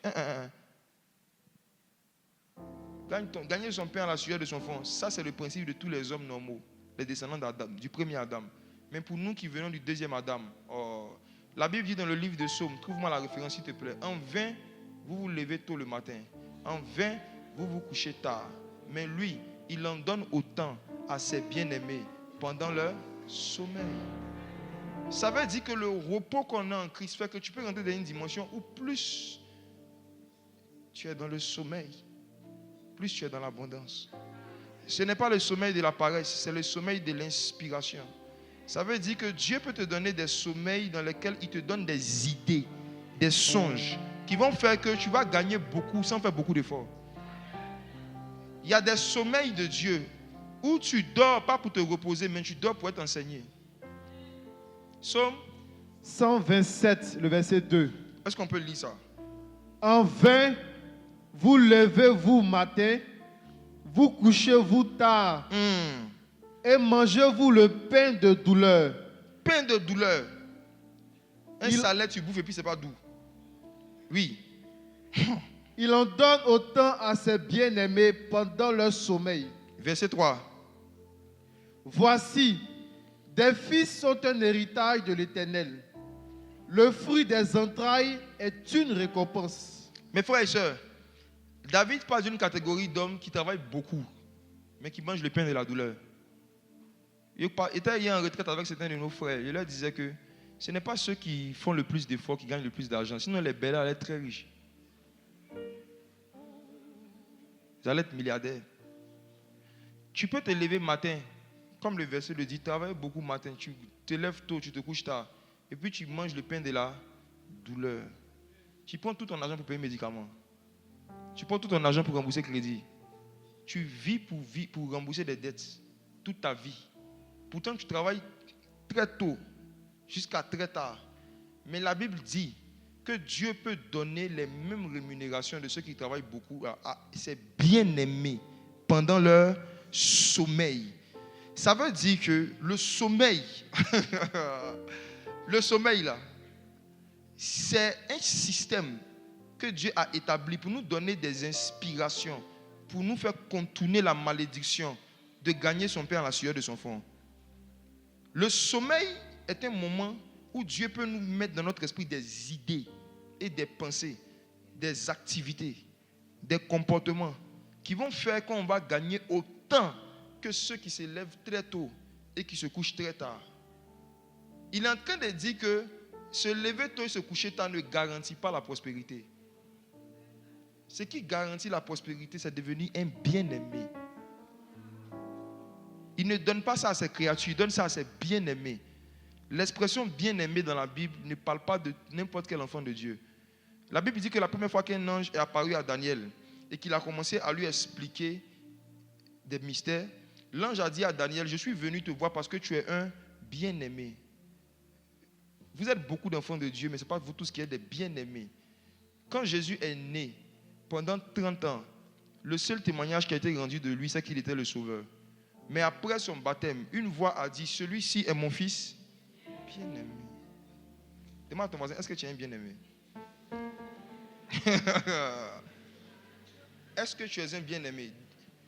Le but de tous ces messages qu'on va partager sur le sang de Jésus, c'est de faire de vous des bien-aimés et que vous compreniez le rachat.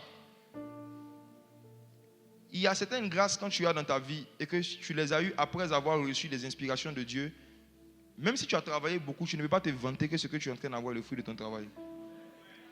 Parce qu'avant tu travaillais mais tu n'avais pas ça. Il faut te rappeler que tu travaillais avant, tu n'avais pas ça. Ne pense pas que ton travail est la source de tes bénédictions. La source, là, c'est la grâce.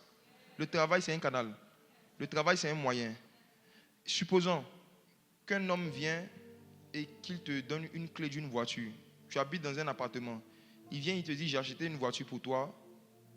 Tu lui demandes, je dois payer combien? Il dit, tu ne payes rien. Tiens.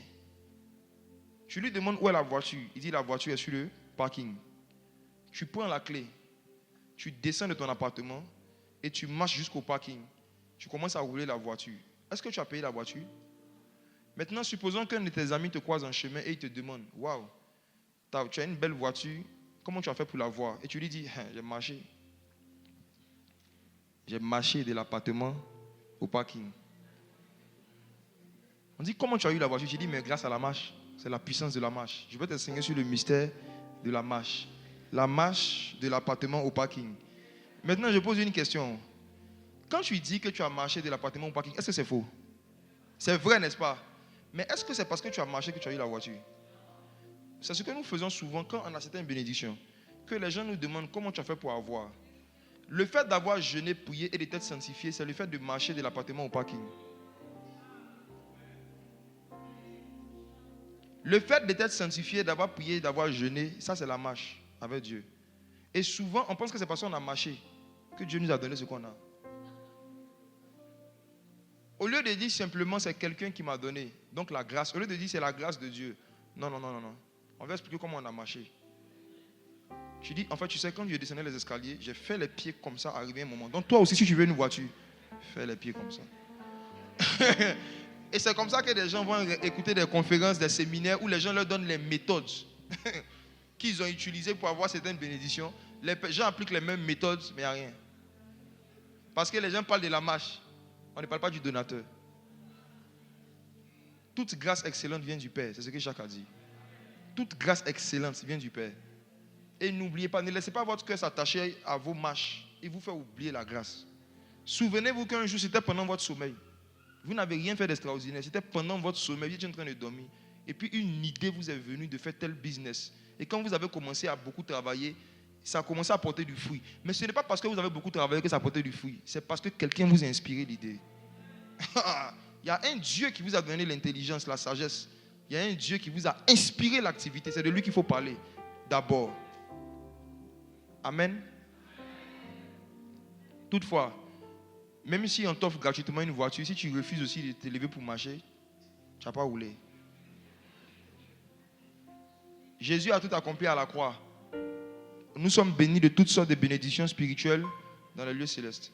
Mais pourquoi beaucoup ne vivent pas ça? C'est parce qu'ils ne veulent pas marcher. Comment on marche dans le jeûne, dans la prière, dans l'intégrité aussi, ils ne marchent pas dans les voies de Dieu. Sinon, la voiture vous attend au parking. Il y a des bénédictions qui vous attendent. Quand vous allez commencer à marcher à Dieu comme vous devez marcher, quand vous allez commencer à jeûner, prier comme des gens normaux, vous allez voir que... Quand vous allez commencer à jeûner, prier comme des chrétiens ordinaires, vous allez voir qu'il y a certaines bénédictions qui vont devenir ordinaires dans vos vies. Mais toutefois, on ne dit pas que c'est parce qu'on a fait ça qu'on a eu ça. C'est la grâce de Dieu. Voici maintenant 5 histoires de l'Ancien Testament qui annonçaient la venue et la puissance du sang d'un sauveur. 5 histoires. 1. Le meurtre et le sang d'Abel. Genèse chapitre 4, verset 9 à 10. Le meurtre et le sang d'Abel. Genèse chapitre 4, verset 9 à 10. L'Éternel dit à Caïn, où est ton frère Abel? Il répondit, je ne sais pas, suis-je le gardien de mon frère? Et Dieu dit, qu'as-tu fait? La voix du sang de ton frère crie de la terre jusqu'à moi. Lisons maintenant Hébreux chapitre 12, versets 22 à 24. Hébreux chapitre 12, Verset 22 à 24, oui. Mais vous vous êtes rapprochés de la montagne de Sion, de la cité du Dieu vivant, la Jérusalem céleste, des myriades qui forment le cœur des anges, de l'assemblée des premiers-nés, inscrits dans les cieux, du juge qui est le Dieu de tous, des esprits des justes parvenus à la perfection, de Jésus, qui est le médiateur de la nouvelle alliance, et du sang de l'aspersion, qui parle mieux que celui d'Abel. Qui parle mieux que celui d'Abel. Voici, une histoire s'est passée, je crois que nous la connaissons. Adam et Ève ont eu 2 enfants au départ, Caïn et Abel. Il y a un qui a tué son frère parce qu'il était jaloux de lui.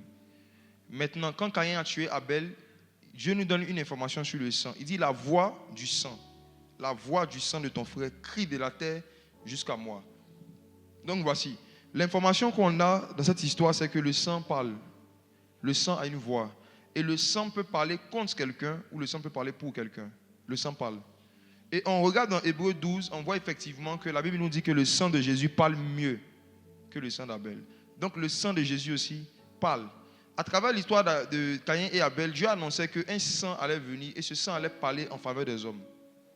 Pendant que le sang d'Abel réclame la vengeance, la condamnation, le sang de Jésus dit propitiation, propitiation, propitiation. Quand la Bible dit que le sang de Jésus parle mieux, ça veut dire que le sang de Jésus intercède, alors que le sang d'Abel dénonce. Oui. Il y a beaucoup qui servent Dieu et le sang d'Abel. Le sang d'Abel parle du mal que Caïn a fait. Le sang de Jésus parle de la miséricorde que Dieu doit faire à Caïn. Le sang de Jésus parle mieux que le sang d'Abel. Le sang d'Abel est un sang de condamnation. Le sang de Jésus est un sang d'intercession. Voici pourquoi plus un enfant de Dieu connaît le sang de Jésus, plus il aura une vie d'intercession. Parce que c'est à travers nos voix que la voix du sang de Jésus se fait entendre sur la terre. C'est lorsque nous, l'Église, nous qui avons ce sang en nous, nous intercédons en faveur des gens, que la voix du sang se fait entendre sur la terre. Et ce sang dit de meilleures choses que le sang d'Abel. La deuxième histoire, c'est 2 Rois, chapitre 3, versets 26 à 27. Une histoire qui annonçait que le salut allait venir par la mort d'un fils unique et que sa mort allait faire fuir des armées de démons. 2 Rois, chapitre 3, versets 26 à 27. Le roi Moab. Le roi de Moab. Le roi de Moab, voyant qu'il avait le dessous dans le combat, prit avec lui 700 hommes, tirant l'épée pour se frayer un passage jusqu'au roi d'Édom. Mais il ne put pas. Mais il ne put pas. Verset 27.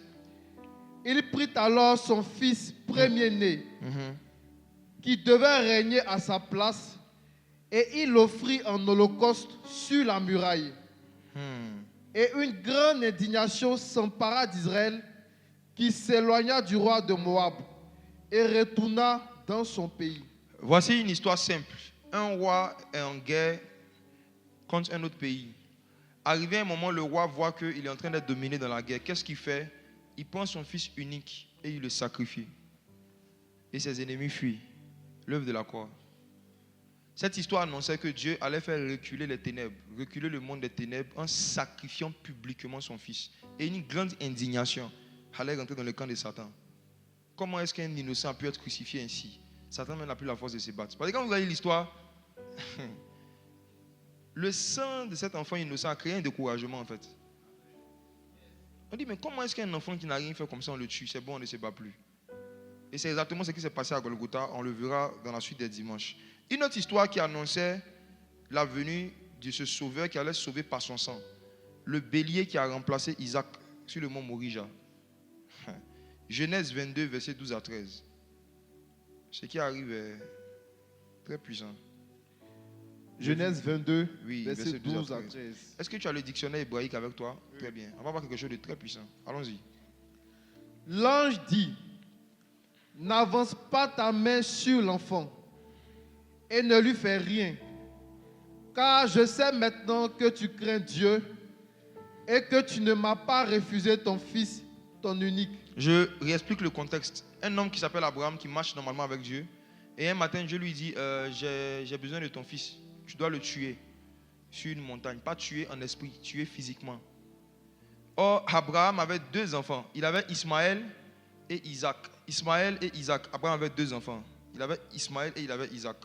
Mais c'est Isaac que Dieu a demandé qu'il sacrifie. Parce que Dieu aime qu'on lui sacrifie ce qui est spirituel. Dieu aime les sacrifices spirituels. Isaac était charnel. Donc Dieu n'a pas demandé. Ismaël était charnel, Ismaël était charnel, Ismaël. Donc Dieu n'a pas demandé Ismaël, il a demandé Isaac. Donc Abraham va pour obéir et Dieu lui montre une montagne qu'on appelle le mont Morija. Une montagne située à Morija. Il arrive là-bas et il fait coucher le jeune homme.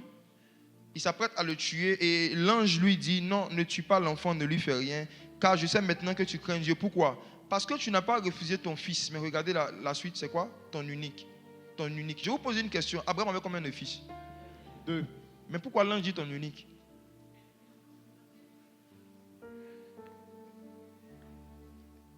Dans Genèse chapitre 6, on voit clairement, et dans d'autres versets, on voit clairement que Dieu appelle tous ses anges et tous les esprits qui sont dans son royaume les fils de Dieu.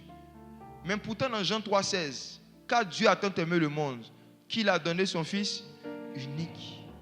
Pourquoi Jésus est appelé unique alors qu'il n'est pas le seul fils? Qui est fils de Dieu ici, comme moi?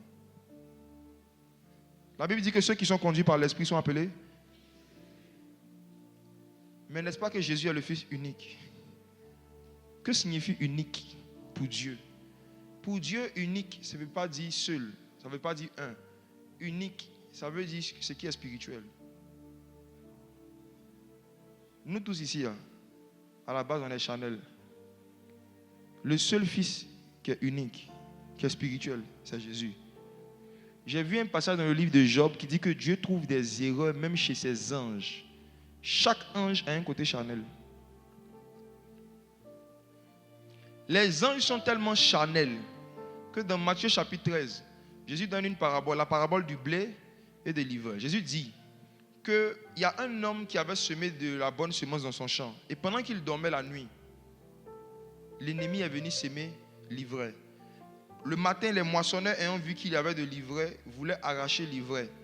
Et il leur a dit, non, n'arrachez pas. Il dit, vous les moissonneurs, vous êtes tellement maladroits que si vous voulez arracher l'ivraie, vous allez aussi arracher le blé. Jésus a dit aux moissonneurs qu'ils ne sont pas assez habiles, ils sont un peu charnels. Ils peuvent avoir une bonne intention de vouloir arracher l'ivraie, mais ils vont forcément arracher le blé. Et maintenant, Jésus dit, les moissonneurs, c'est les anges. Même les anges peuvent faire des erreurs de jugement. Même les anges peuvent se tromper. Il y a certains anges ici qui ont pris certains parmi vous pour des vrais chrétiens. Et ils vous gardaient les nuits. Vous-même, vous n'étiez pas convertis, mais personne ne le savait pas vous. Et quand vous priez, les anges venaient vraiment. Jusqu'à ce qu'un jour, ils voient que vous prenez la décision de vous baptiser. Les anges ont été étonnés. Ils disent, depuis, je n'étais pas baptisé. Jésus a donné plusieurs histoires pour montrer que les anges même ne connaissent pas tout. Celui qui connaît tout, c'est Jésus. Celui qui est omniscient, qui ne peut jamais se tromper, c'est Jésus. Jésus donne encore une histoire. Il dit, un homme organisait une fête. Et pour pouvoir accéder à la fête, il fallait être en habit de noces. Il y avait un vêtement qu'il fallait porter. Et ceux qui étaient là et qui faisaient rentrer les gens à la fête, c'était encore les anges. Mais malgré ça, on dit lorsque le propriétaire même de la fête est venu, le Seigneur est venu.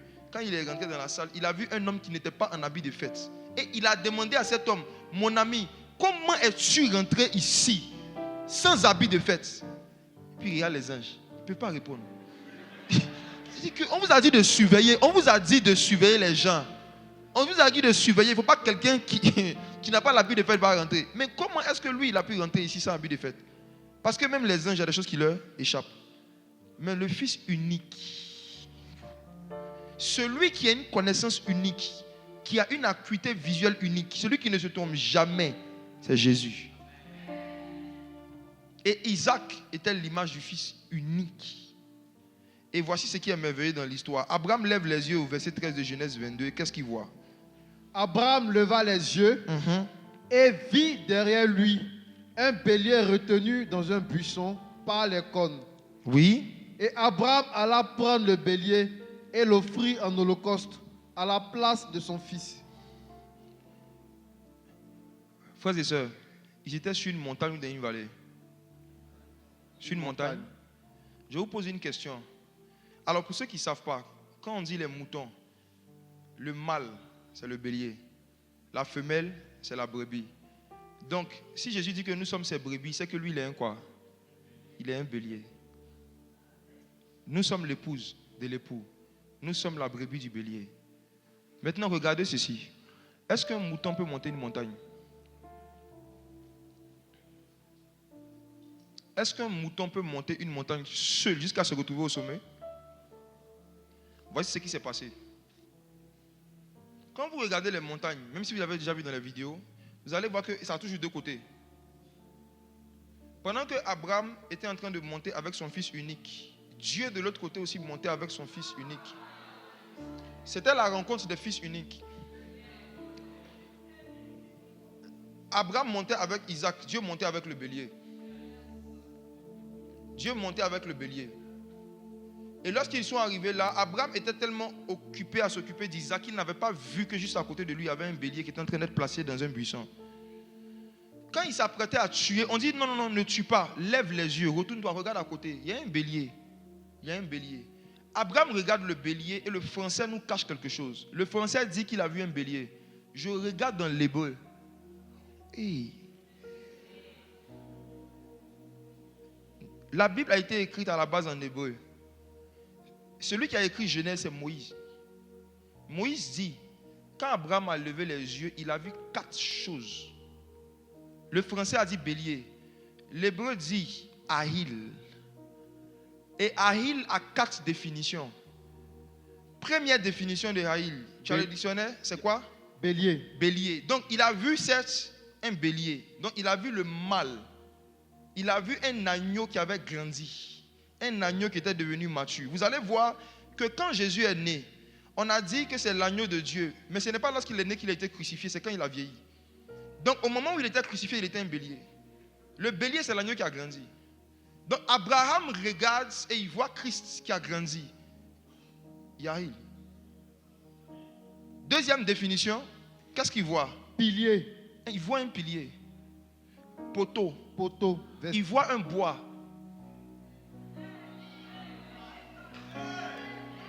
Abraham regarde, il voit un bélier qui est sur un bois. C'est écrit dans l'hébreu. C'est-à-dire que ce verset peut être traduit par Abraham leva les yeux et vit un morceau de bois, un poteau. Troisième définition, c'est quoi? Homme fort, grand, vaillant. Abraham regarde, il voit un animal, il voit un bois, en même temps il voit un homme. Un homme fort. Et quatrième chose? Arbre puissant, térébinthe, chêne. L'arbre de vie. En fait, Christ en tant que l'animal de propitiation, Christ en tant que le pilier, le poteau de l'humanité, Christ en tant que l'homme fort que Satan doit vaincre d'abord avant de nous toucher. Jésus a dit que dans une maison, quand tu veux vaincre la maison, tu veux piller la maison, il faut d'abord vaincre l'homme fort. Abraham a regardé, il a vu un homme fort. Abraham regarde maintenant, il voit un arbre puissant. Il regarde, il voit l'arbre de vie. Le même arbre qui était en Éden, qui était à côté de l'arbre de la connaissance du bien et du mal. Il voit cet arbre-là. Et qu'est-ce qu'Abraham fait? Verset 14. Abraham donna à ce lieu le nom de Jéhovah-Jireh. C'est pourquoi l'on dit aujourd'hui, à la montagne de l'Éternel, il sera pourvu. Abraham a appelé ce lieu Jéhovah-Jireh. Jéhovah-Jireh. Dieu s'est pourvu lui-même. Dieu s'est donné lui-même. Et ce qui est merveilleux, c'est quoi? Je regarde dans l'histoire et je vois que des centaines d'années plus tard, Salomon doit construire un tabernacle. Il doit construire un temple. Et Salomon est allé construire le temple au même endroit, sur cette montagne. Je regarde encore et qu'est-ce que je vois? C'est qu'en fait, la première personne qui physiquement a matérialisé la mort du Messie, c'était Abraham. C'est Abraham qui a crucifié le bélier. C'est Abraham qui a sacrifié le bélier. Abraham a tué ce bélier. Or, ce bélier, c'était Christ. C'est Abraham qui a sacrifié le bélier. Il a versé son sang là. Et c'est la raison pour laquelle quand Jésus, des milliers d'années après, est venu physiquement, c'est seulement les Juifs qui pouvaient le crucifier. Les fils d'Abraham. C'est seulement eux qui pouvaient le tuer. Satan ne pouvait même pas. Satan a essayé de tuer Jésus depuis qu'il était bébé. Il a emmené Hérode pour qu'on puisse le tuer par l'épée. Mais Hérode n'était pas juif. Pour pouvoir tuer Jésus, il fallait être juif. Jésus a dit à la femme samaritaine, le salut vient des Juifs. Le salut vient des descendants d'Abraham. Abraham a crucifié le Messie. Il a versé son sang. Ses descendants, lorsque le Messie allait venir, devaient reproduire le même acte sur la même montagne. Sauf qu'à l'époque, le nom a changé, on appelait ça Golgotha. Mes frères et sœurs, il y a une puissance dans le sang de Jésus. De la même manière que lorsque Abraham, pendant qu'il partait obéir à Dieu, Dieu était en train lui-même de pouvoir. Chaque fois que Dieu te dit de sacrifier quelque chose, sache que Dieu compte se révéler à toi comme Jéhovah Jireh. La chose que tu es en train de sacrifier, Dieu compte te redonner la chose mais en forme de Christ. Il n'y a rien que nous perdons pour Dieu que nous ne retrouvons pas en Christ. Abraham avait accepté de perdre son enfant, il l'a retrouvé en bélier. Il est redescendu de la montagne avec un fils vivant et de la viande à manger. À chaque fois que Dieu te mettra à cœur de faire un sacrifice, même un sacrifice d'un péché, même un sacrifice de quelque chose qui n'est pas bon que tu dois laisser, il faut le faire. Le plaisir que ça te donnait là, tu vas retrouver ce plaisir en Jésus. Il n'y a aucun plaisir de la terre qu'on laisse pour Dieu qu'on ne retrouve pas en Dieu. Je vous dis la vérité. Ceux qui fumaient la drogue avant, est-ce que vous vous rappelez les sensations que vous ressentiez quand vous prenez les doses? Vous vous rappelez? Vous ne répondez pas?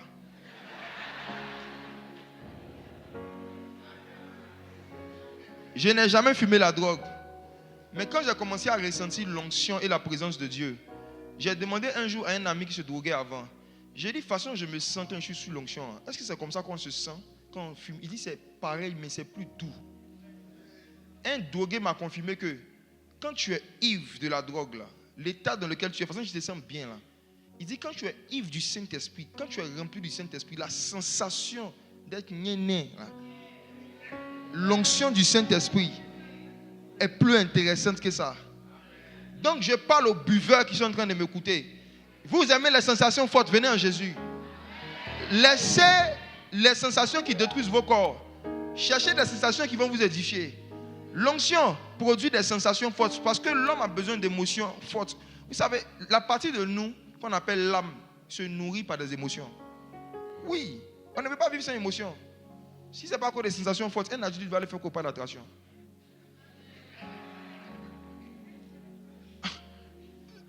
Les marketeurs ont étudié la psychologie des gens. Ils savent que les hommes sont à la recherche. En fait, pour l'équilibre et pour le bien-être de l'homme, l'homme a besoin de vivre des sensations fortes. Et Dieu a mis tout ça dans sa présence. L'onction. Quand l'onction du Saint-Esprit vient sur toi ou vient en toi, ce que tu sens, il n'y a aucune drogue sur la terre qui peut te faire sentir ça. La paix qui te fait planer. Et tu planes vraiment. La paix qui te fait planer dans la présence de Dieu. Tu ne peux pas retrouver ça dans aucune drogue, dans aucun alcool sur la terre. Abandonne ces choses. Quatrième histoire,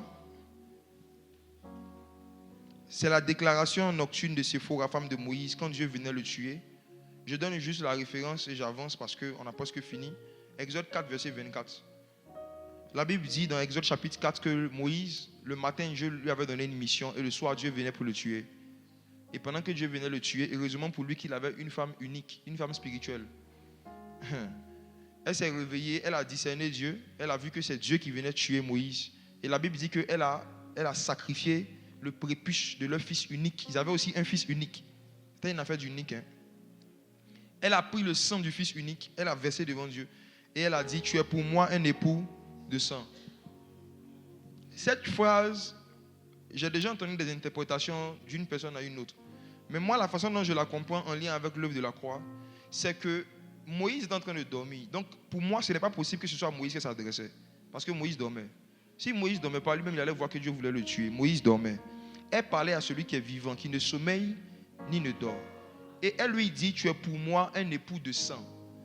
Quand vous voyez cette phrase qu'elle a déclarée, après cette déclaration, Moïse a divorcé d'avec elle. Il a répudié. Moïse a continué son chemin seul en Égypte. Il n'est pas parti avec elle. Donc pour moi, cette femme savait qu'elle allait perdre son époux. Et elle venait de rencontrer un nouveau. Elle venait de rencontrer un nouvel époux dans la nuit. Et elle a vu que cet époux-là est sensible au sang des fils uniques, des premiers-nés. Donc quand elle a vu la réaction de l'époux par rapport au sang, elle a dit, waouh, tu es pour moi un époux de sang. Et effectivement, des milliers d'années après, notre époux vient et c'est par son sang qui nous rachète, c'est par son sang qui se fiance avec nous et il nous appelle son épouse. Jésus est pour nous un époux de sang ou encore un époux ensanglanté. Jésus, les gens qui l'ont vu dans son aspect de sauveur, comme Jean dit qu'il avait un vêtement taché de sang. Ça veut dire qu'il est ensanglanté. Chaque fois que tu le vois, il a du sang sur lui. Et elle l'a vu dans la nuit et elle lui a dit, waouh, époux de sang, époux ensanglanté. Et après ça, on n'a plus parlé de Séphora parce que Moïse l'avait répudié. Pourquoi il l'a répudié, on ne le sait pas jusqu'à aujourd'hui. Parce que logiquement, une femme qui t'a sauvé la vie, tu la remaries même. C'est-à-dire que vous êtes déjà marié, tu la maries encore. Et puis maintenant, je lui dis la nuit, maintenant, qu'à te surveiller. Voilà, je dis, il faut dormir. S'il y a quelque chose qui vient, tu gères. Mais je ne sais pas ce qui est arrivé à Moïse. La Bible ne nous a pas donné de détails, mais on sait qu'ils se sont juste séparés après. Et puis il allait prendre une autre femme. Et puis Miriam a mis sa bouche dedans, elle a gagné la lèpre. Donc, ça c'est une histoire que je ne sais pas. On ne donne pas de détails dans la Bible. Je sais pourquoi est-ce qu'il avait changé de femme. Mais en tout cas, quelque chose s'est passé entre eux. Et cette femme-là avait compris qu'elle allait perdre son époux. Elle a rencontré dans la nuit un époux ensanglanté. Voici, dernière histoire. Exode chapitre 37, versets 7 à 9. Je veux qu'on lise 3 passages que je vais interpréter rapidement et on va prier. Exode 37, versets 7 à 9. Il fit 2 chérubins d'or. Il les fit d'or battu aux 2 extrémités du propitiatoire. Un chérubin à l'une des extrémités et un chérubin à l'autre extrémité. Oui. Il fit les chérubins sortant du propitiatoire à ces 2 extrémités. Verset 9. Les chérubins étendaient les ailes par-dessus, couvrant de leurs ailes le propitiatoire et se regardant l'un l'autre. Les chérubins avaient la face tournée vers le propitiatoire. Alors, si on avait un écran ici, la compréhension allait être 7 fois plus facile. Donc, je serai obligé d'expliquer un peu pour ceux qui ne savent pas. Le propitiatoire, ce mot qui allait compliquer, de quoi on parle. Quand Dieu avait demandé à Moïse de lui fabriquer le premier temple, le premier tabernacle, à l'intérieur, il y avait un objet qu'on appelait l'arche de l'alliance. C'était un objet en bois comme ça. Et sur cet objet, il y avait un couvercle, une forme de bassine. Et sur cette bassine-là, on devait venir verser le sang des animaux. Et cette bassine qu'on appelle le propitiatoire. C'est la bassine sur laquelle on venait verser le sang des animaux. Maintenant, regardez ceci. Sur l'arche, Dieu avait demandé qu'on mette non seulement cette bassine où on devait venir verser le sang, mais il a demandé aussi qu'on fabrique 2 chérubins en or. Les chérubins, ce sont des anges. Donc Dieu a demandé qu'on fasse des formes de statues de chérubins qui sont l'un en face de l'autre. Et là, j'ai besoin de 2 personnes pour faire une illustration. Venez-vous deux, s'il vous plaît. Voici le propitiatoire, que chacun se met de part et d'autre du propitiatoire. Voici le propitiatoire, ici, cet objet. Une fois par an, un homme qu'on appelait le grand prêtre ou le souverain sacrificateur dans les Bibles francophones devait rentrer dans ce lieu et prendre du sang d'un animal pour le verser là, sur ce couvercle, une fois par an. On versait le sang là une seule fois par an. Et lui-même, il avait le droit de rentrer là-bas une fois par an. Et c'était le seul qui avait le droit de rentrer là-bas. Maintenant, regardez ce qui est merveilleux. La Bible dit qu'il y a 365 jours dans l'année, non? Pendant 364 jours, les 2 chérubins, eux, ils avaient les yeux fixés sur le propitiatoire. Eux, ils avaient les yeux fixés sur l'endroit où on devait venir verser le sang. Et ils ne bougeaient pas. Donc le grand prêtre rentre. Et le grand prêtre verse le sang. Et quand il part, il va revenir encore l'année prochaine verser le sang Il fait des va-et-vient, mais les chérubins, eux, ils restent dans leur position. Ils regardent le lieu où on doit verser le sang. C'était un mystère. L'arche était l'objet le plus mystérieux que Israël avait à sa portée. Quand il partait en guerre avec l'arche, il gagnait toujours les guerres, même s'ils étaient deux. À cause de la puissance des chérubins. Maintenant, ces chérubins en question, pourquoi est-ce qu'ils avaient les yeux fixés comme ça sur le propitiatoire?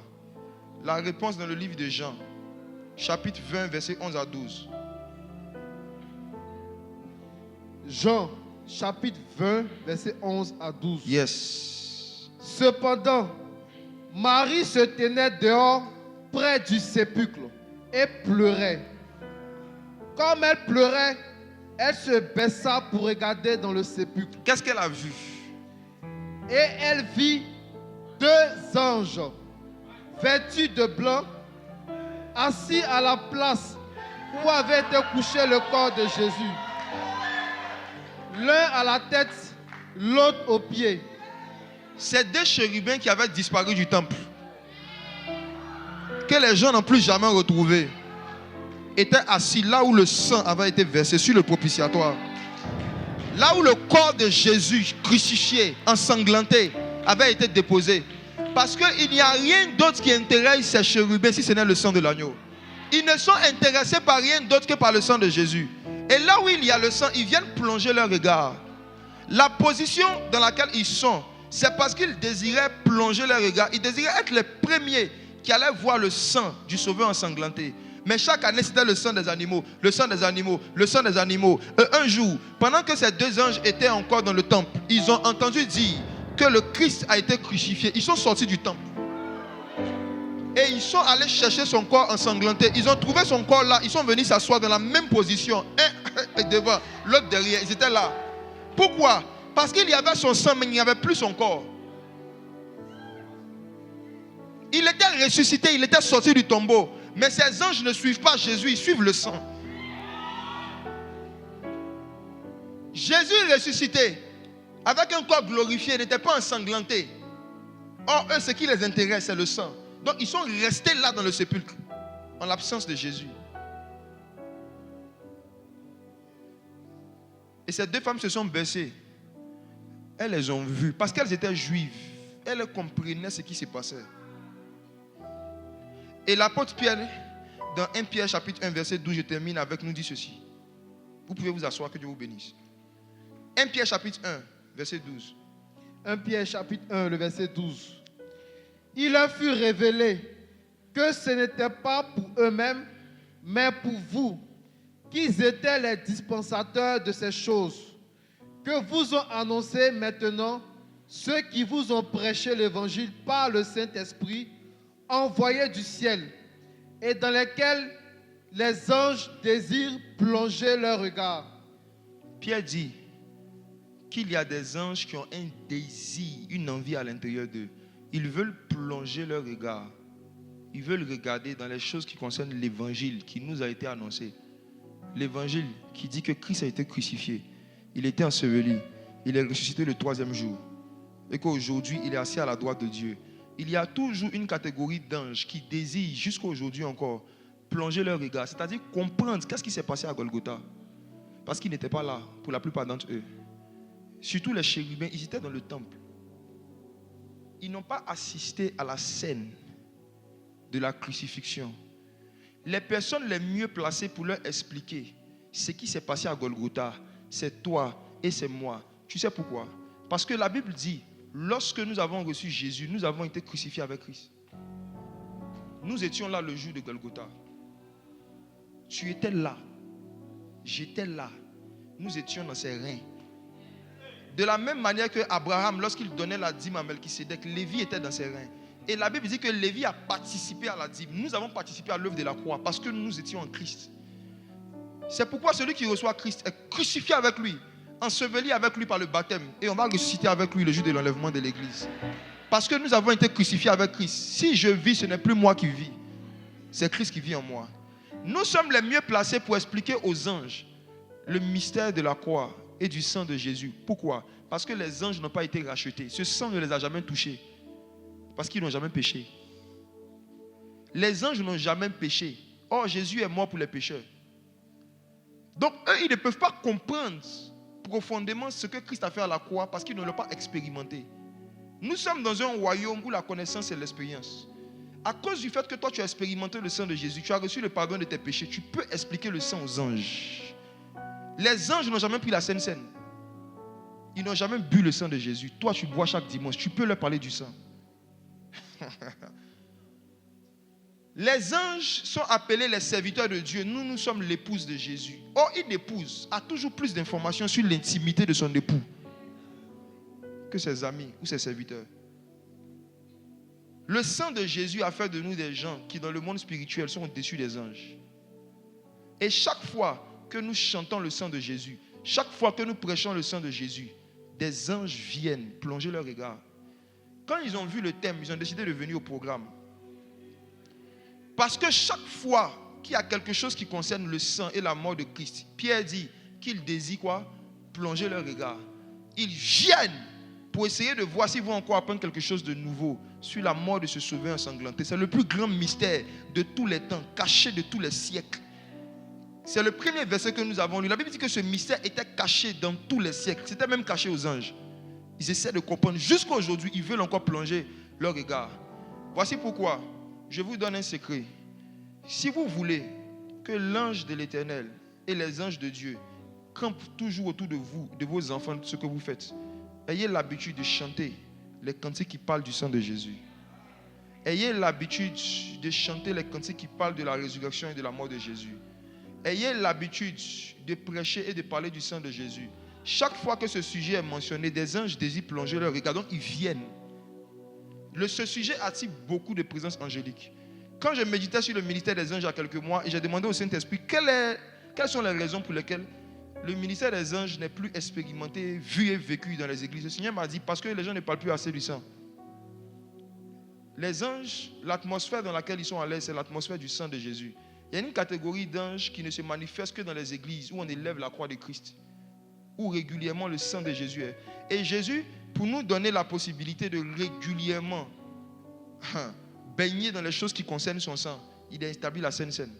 La Sainte Seine est une pratique qui fait que peu importe le thème que vous allez aborder dans l'église, vous devez vous souvenir en mémoire de Jésus qu'un jour, il a donné son sang, il a donné sa chair.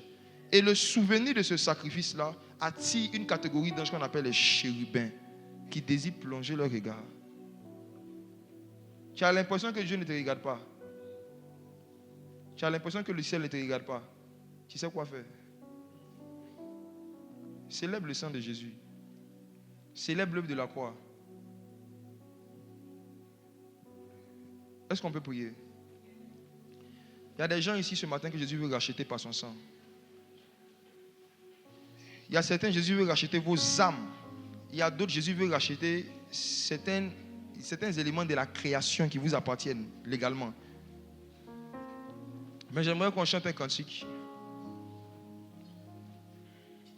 que nous connaissons, qui dit: les ténèbres ont reculé devant l'œuvre de la croix.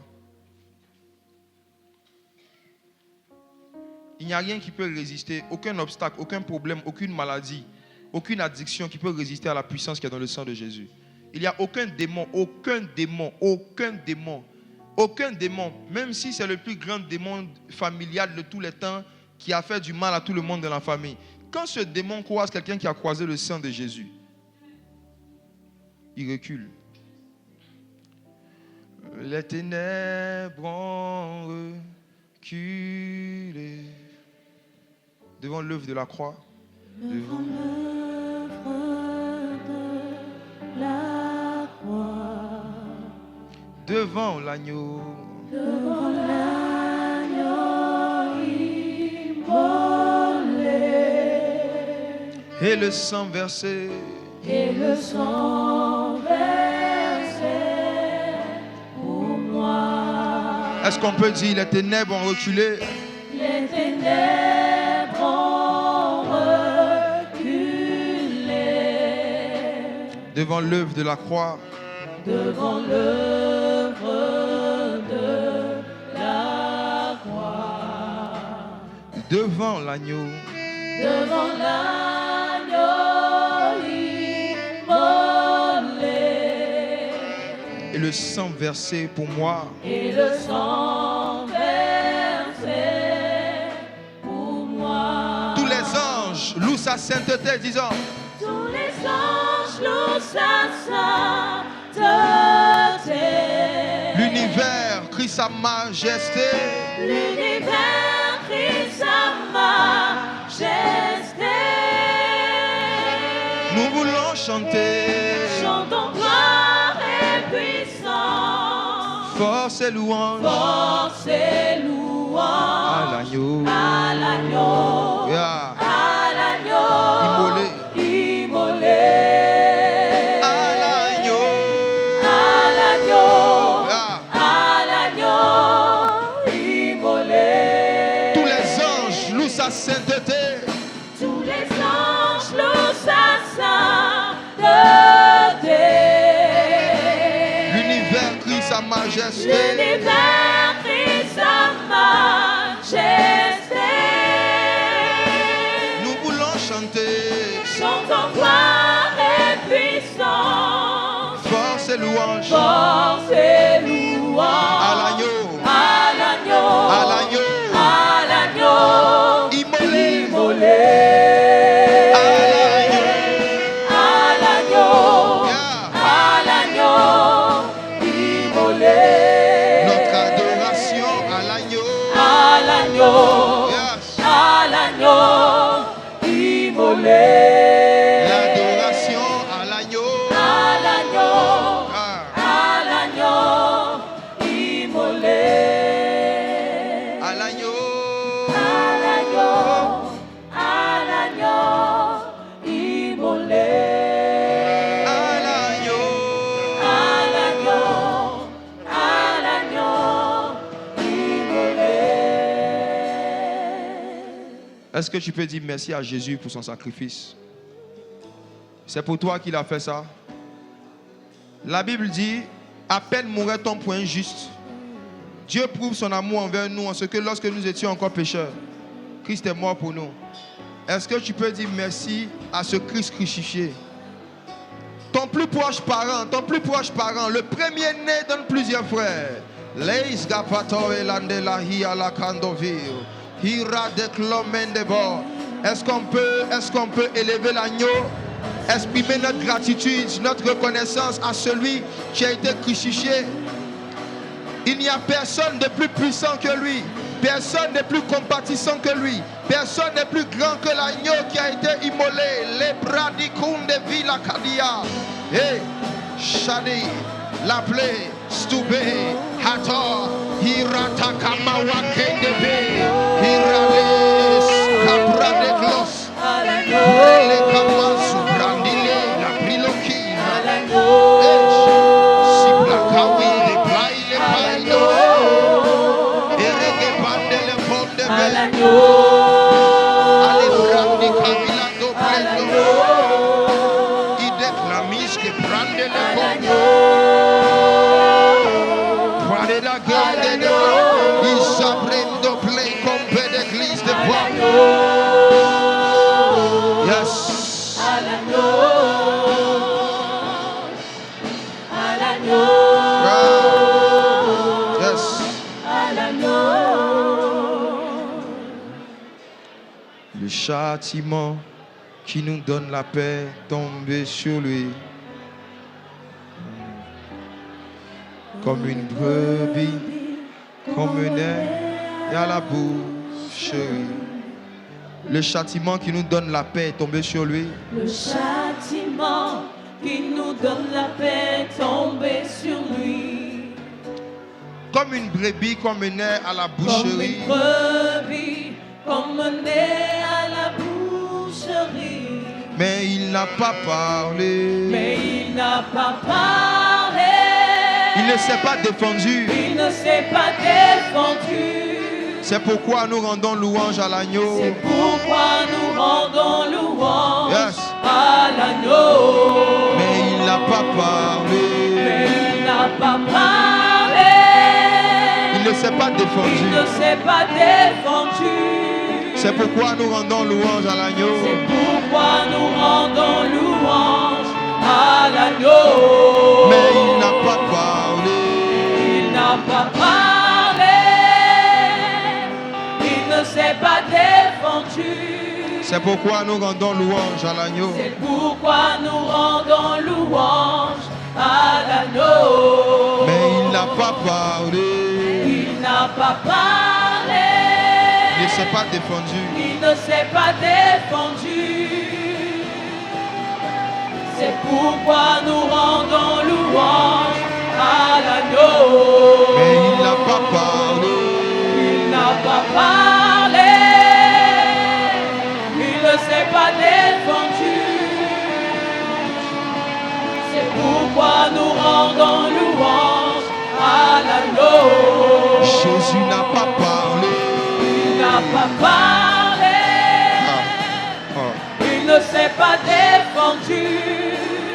Et rende close des mains. Pourquoi nous rendons louange à l'agneau. Il n'a pas parlé. Il n'a pas parlé. Ah. Il ne s'est pas défendu. C'est pourquoi nous rendons louange. C'est pourquoi nous rendons louange à l'agneau. Moi je veux être Comme l'agneau, comme l'agneau, immolé. Louange à l'agneau. À l'agneau, Yes. à l'agneau, immolé. Moi je veux être Comme l'agneau, Ah. comme l'agneau, Yes. immolé. Louange à l'agneau. À l'agneau, à l'agneau, immolé. Nous on veut être Comme l'agneau, Ah. comme l'agneau, Immolé. immolé. Louange à l'agneau. À l'agneau, Yes. à l'agneau, Immolé. immolé. Dans cette atmosphère, il y a quelqu'un qui doit naître de nouveau. Tu es en train de m'écouter et à l'intérieur de toi, tu sais que tu n'as jamais pris une décision d'appartenir personnellement à Jésus, d'abandonner ta vie à Jésus et de devenir son disciple. Tu viens à l'église, mais tu sais dans ton esprit que tu n'es pas racheté. Il y a des addictions dans ta vie. Il y a des chaînes dans ta vie. Malgré toute ta sincérité, tu as essayé plusieurs fois seul de t'en sortir, tu n'as pas pu. Et tu sais qu'il n'y a que Jésus qui peut te sauver.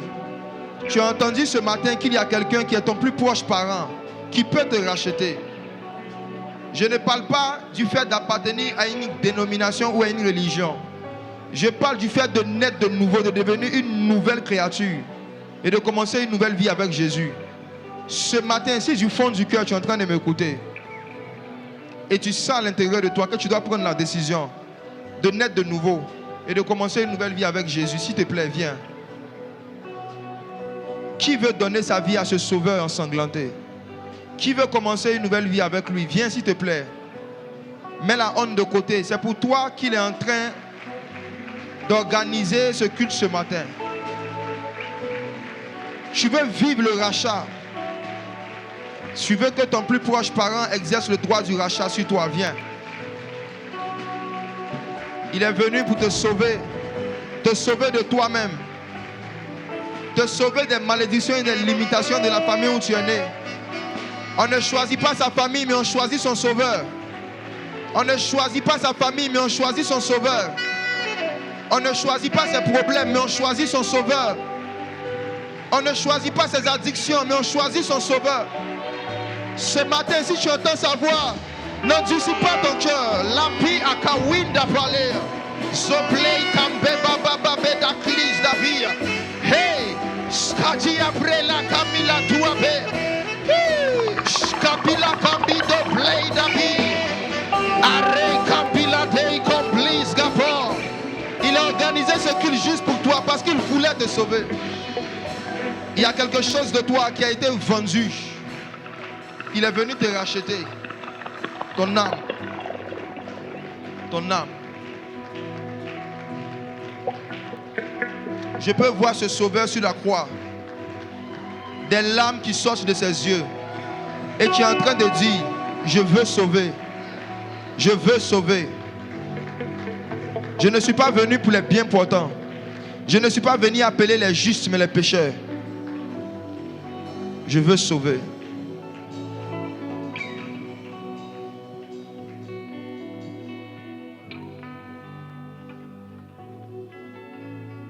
La rose de Saron,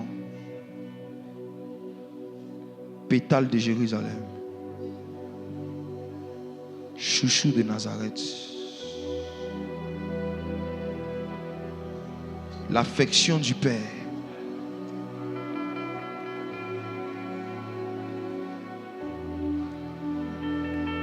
consolation de la planète.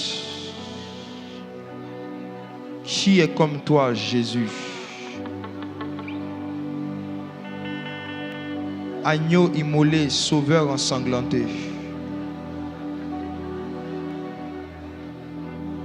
Toi qui t'es sali pour nous purifier. Toi qui as pris la mort pour nous donner la vie. Qui est comme toi?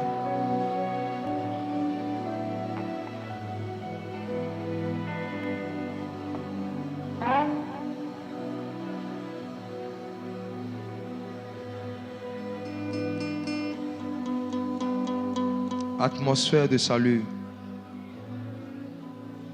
sacrifice éternel, nourriture impérissable, amour incomparable,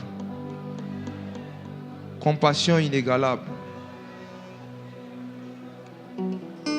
Jésus, Sauveur, Roi des Juifs, Prince de paix, sacrificateur antique. Mais la hand de glose de Vélédé. Mais la kawain to play sauver. Merci pour ces âmes que tu sauves ce matin. Merci pour le droit de rachat que tu exerces puissamment en leur faveur. Ils ne seront plus jamais les mêmes. Qu'ils deviennent des preuves vivantes que ton sang est vivant. Et que ton sang agit encore. Et nous te célébrons par des acclamations. Est-ce qu'on peut acclamer Jésus pour eux? Wow.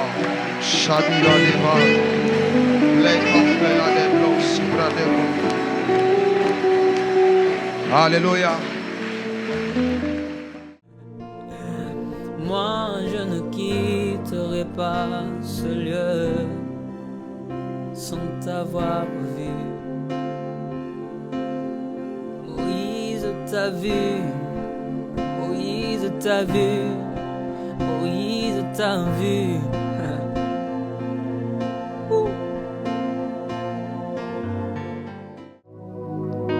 L'onction est disponible comme une source d'eau qui coule ne s'arrête pas, qui coule ne s'arrête jamais.